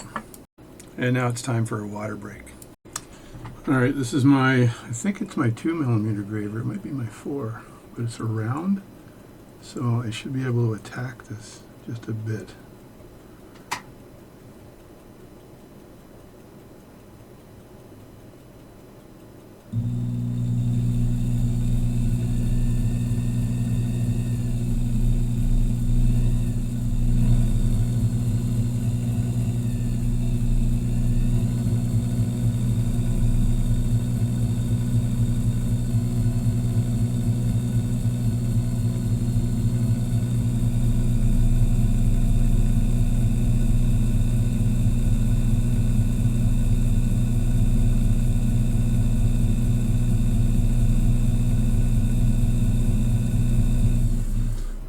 that's enough. Don't be too brave when you do that, because again, your graver will ride underneath the part and crack the pivot off. So I'm going to go to the stone now. Romancing the stone. So we're going to go to the stone here and start working this pivot. It's tricky, tricky stuff. A little less nerve-wracking though, using the stone versus the graver. Because if you're using the graver, you can have grave consequences. Oh, stop it.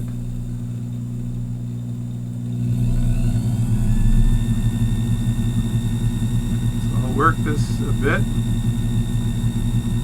and I'll be back when I'm getting close. So when you're getting close to the right size pivot, you've really got to slow down and make sure you don't snap it off or do a move that would cause that pivot to not be absolutely perfect. I tend to hold the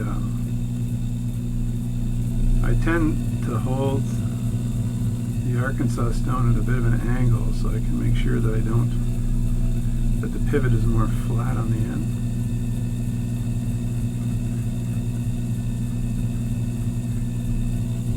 I'm trying to still get that dome shape.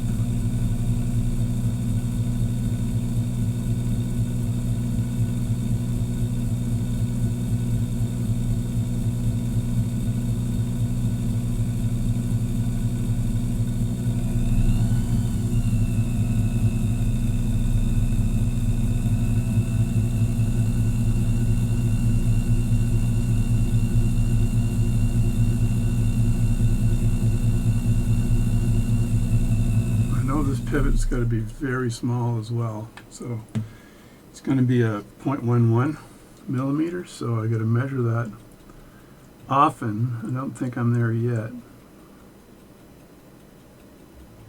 I tell you, I'm getting pretty darn close. I'm at I'm at 0.13 right now, so it's not going to take much longer for me to get that to 0.11.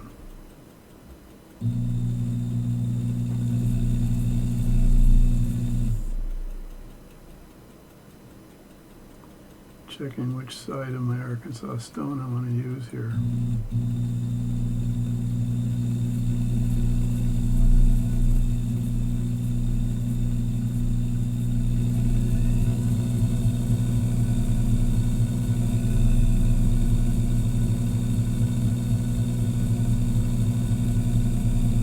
Again, I'm using the stone at a bit of an angle to allow me to have the dome.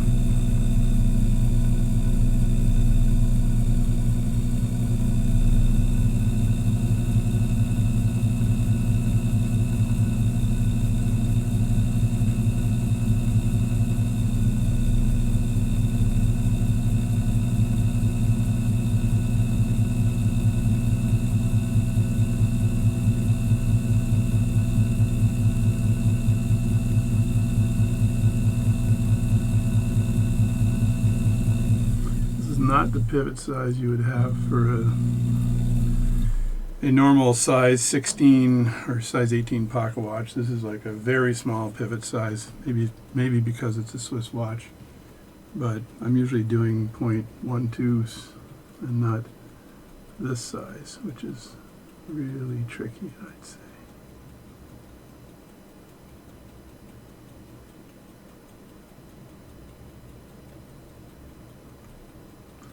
Just a little tiny bit more and this should fit.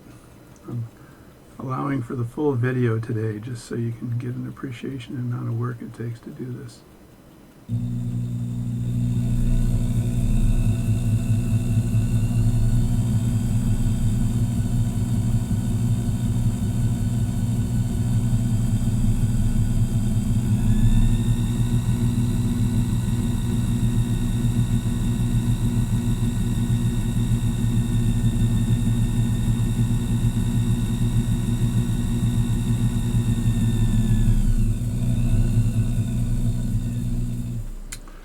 That is small, so I may want to burnish it now. I'm just going to see how close that is to fitting.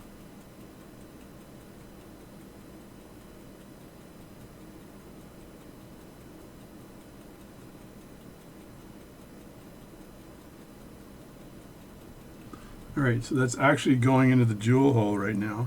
So now I'm going to get my burnishing device out, and this will finish the pivot. It'll take just a little tiny bit of material off of it, but it'll allow it to harden as well. So I'm going to be very careful burnishing it.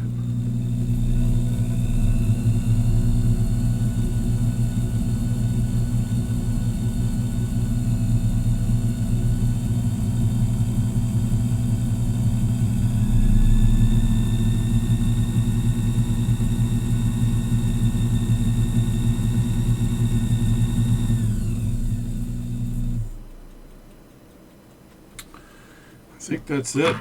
Hopefully this is going to fit. Let me just measure that one more time. When you measure it, you got to make sure you don't twist.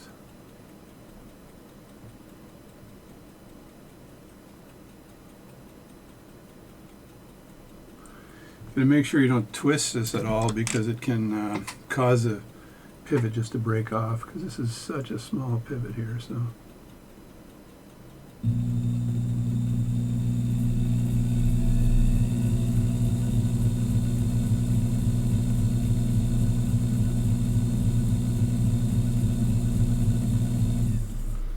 Alright, that's enough of that.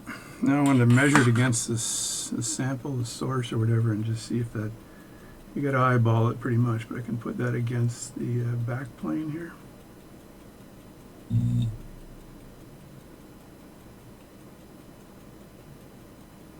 that looks pretty good. Now if this is too big, I don't want it too small, but if it's too big, then I have to trim it back a bit later. So, but that's good right there. So now I've got this in place, so I could stake on the roller table while I've got that fit, right? Let me think whether I should do that or not. Now let's do the proper job and put it on the staking table and stake it up. So let me stop this for now. So I'm just going to remove the balance staff from here, from the lathe. Very carefully put on yet another set of glasses. And then, here we go. So, and I'll just show you what this looks like. And then you can determine whether you like it or not. So shards of metal here, Chardonnays. All right, there it is. That is the new balance staff made by moi. So now I'm going to stake the parts on, and we'll see what that looks like. The old balance staff should look pretty close. I've had them be off just a bit, but not much. It's very difficult. That's the old balance staff there. Let me put them beside each other and see what I got. All right, there's the two balance staffs right there. And I can tell the old one's got a little bit more of a bevel or a curve or something, but I'm not too concerned with that. And the new one is actually, looks smoother than the old one. The old one looks kind of crappy. So the new one looks good. Anyway, I know the parts fit, so we're going to fit the parts on right now and see if I've got myself a winner.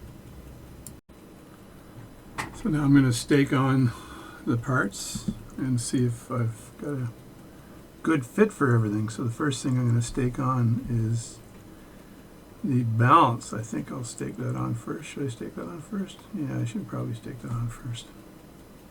Stake the balance on first, which means I got to find the appropriate hole for where the roller table end goes.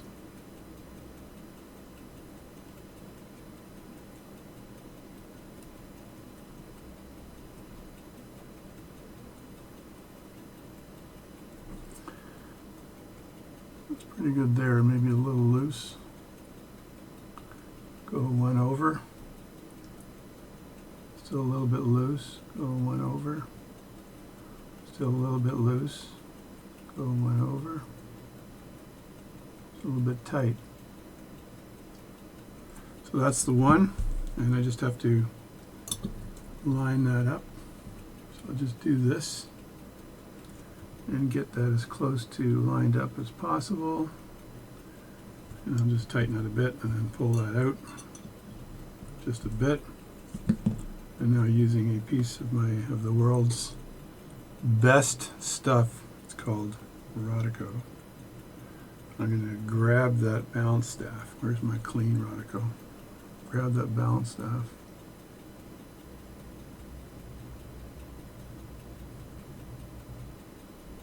Like that. There it is there. And then plunge this centering stake down. And I just have to make sure now that it's centered. There we go. So that's centered, and then you can just push down on that and then tighten it in the back. I showed you that, I think, earlier in another video, I'm not sure. So now what I need to do is find a stake. I'll put this back in. And of course, you never remember where the darn hole is, so you just have to go down like that. Find a inconsistency in the staking set, and then you'll remember where the hole is. So grab this part very carefully, and then it goes right in there.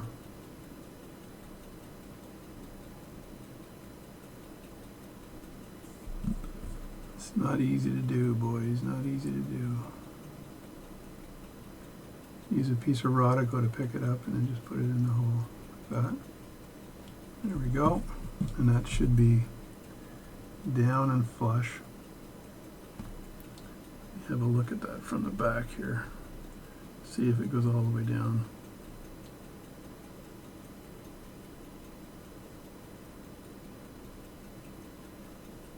I'll say it's going most of the way down. Let me check this other hole here next to it, because they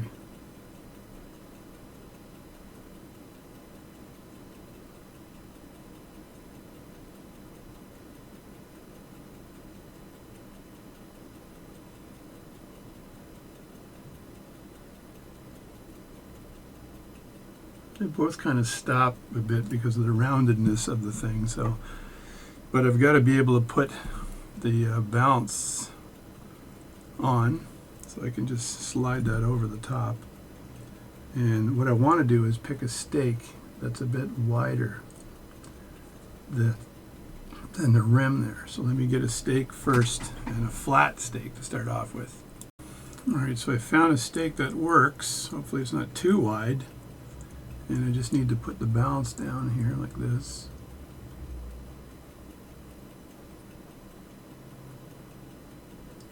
And it's fitting on there nicely right now. And is there a gap underneath? There should be a little bit of a gap. I think there is. And so I'm just going to tap that down, and then I've got to rivet that next. So there, it's resting in there. I get my trusty hammer here and just tap that down. I want to see that it goes down a bit. And it does, which is perfect. That goes down, and now I've got to get a rounded stake to create the rivet. Now the rounded stake has to just fit over the staff itself and allow you to rivet that on. That's probably too much side shake there. So I've got to find a stake that's a little smaller than that. Sometimes I use the stakes that have got an edge to them, because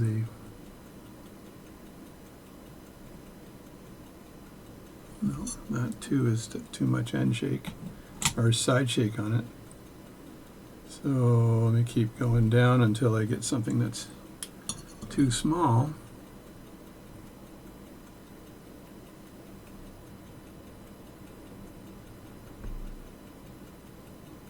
So this one might be perfect. So I think this is a good one. I can see a little space there.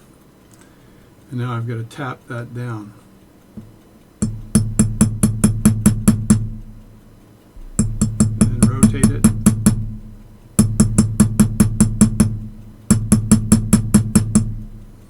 see what the result is. That looks pretty good there. Yeah, and that looks pretty flush. So I'm not sure if I have to spread that again, or is it good like that? Let me see if I can find a flat stake now that'll let me spread that.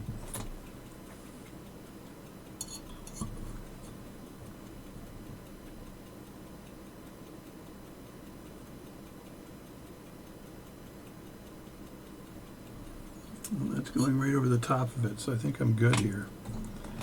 Don't know if I can find a stake that's small enough for me to do that. Okay, this one won't even go on, so it's something just a bit bigger than that stake there, and that just flattens the rivet out. So I'm looking at all my stakes here.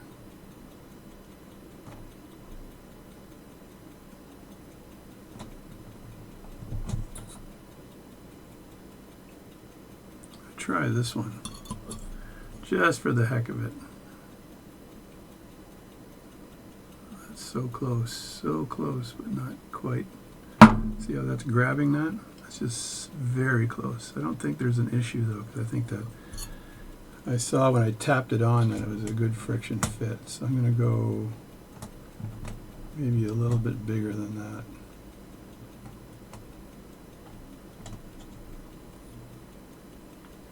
Maybe this one here, just going to do it.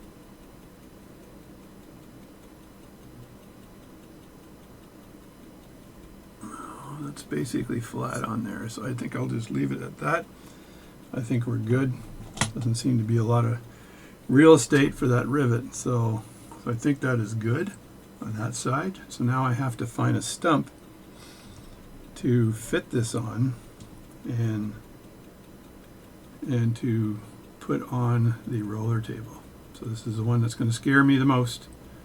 So find a stump, loosen this up here, put that to the front. I think the stumps fit in the second one here, if I'm right. Tighten that up, put the stump in. Yeah, the stumps fit in the second one. And now I'll take this balance here and I will put this on top like this. Make sure the stump hole is not too big to cause an issue.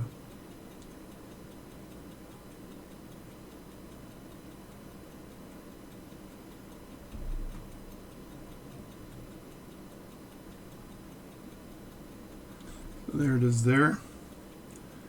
And I gotta get the roller table now. I'm hoping I don't have too much side shake here. Let me have a look here. I'll be able to go for a smaller stump here. Try that out. Go to the next size down. Let me see, what do I got from a stump selection perspective. Try this one here. See if this works. Otherwise I'm stumped. And let me just put that down then.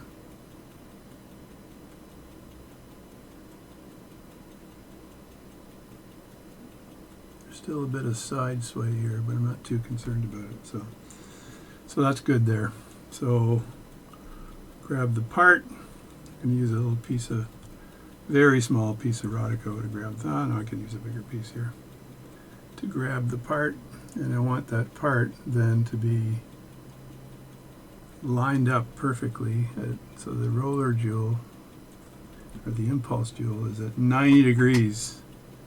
Right to the arms. So I'm just going to use Rodico again because I'm always concerned with losing the part, and Rodico is a good tool to not lose the part. So that has to go on like this and at 90 degrees. So usually when I do this, I'll put it down and look through the top. If it's not exactly 90, it's not awful, because you can, that can be adjusted at a later date. So there, that's on now. Now if I look through the top, I should be able to see. I'm sorry about my head and everything, but I'm going to see how far off of 90 it is. And I'll just use, I mean, you're not going to see this because I'm going to block it with my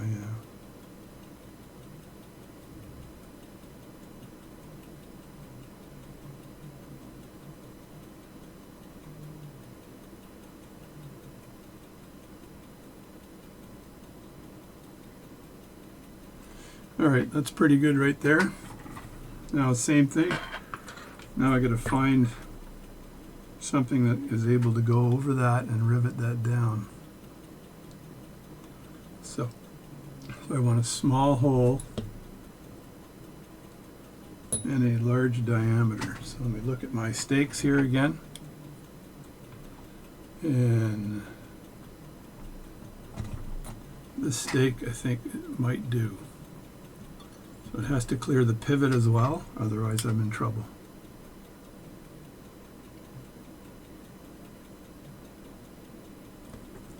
And now I just need to tap it.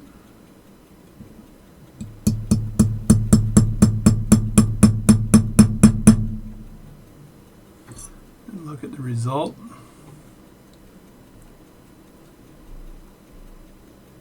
And that pretty much went down right until it hit the cone, which is where I wanted it.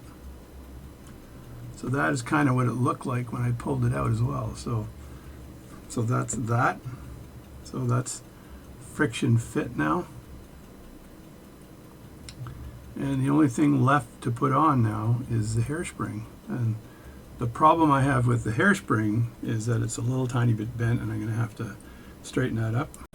All right, one last job is I've taken the balance, put it in place, taken the hairspring and just set it on top, and I've made sure the balance, the arms for the pallet fork are in the center of the banking pins. I'm just going to mark the balance right now.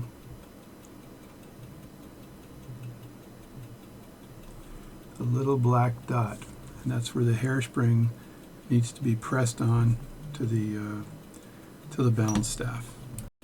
Now they'll line this up properly, pick up the hairspring like that. And I can see where that small mark is, and that should be aligned.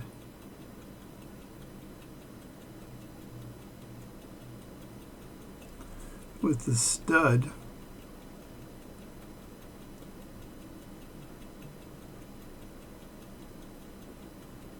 on the hairspring. It's got to go over just a bit more.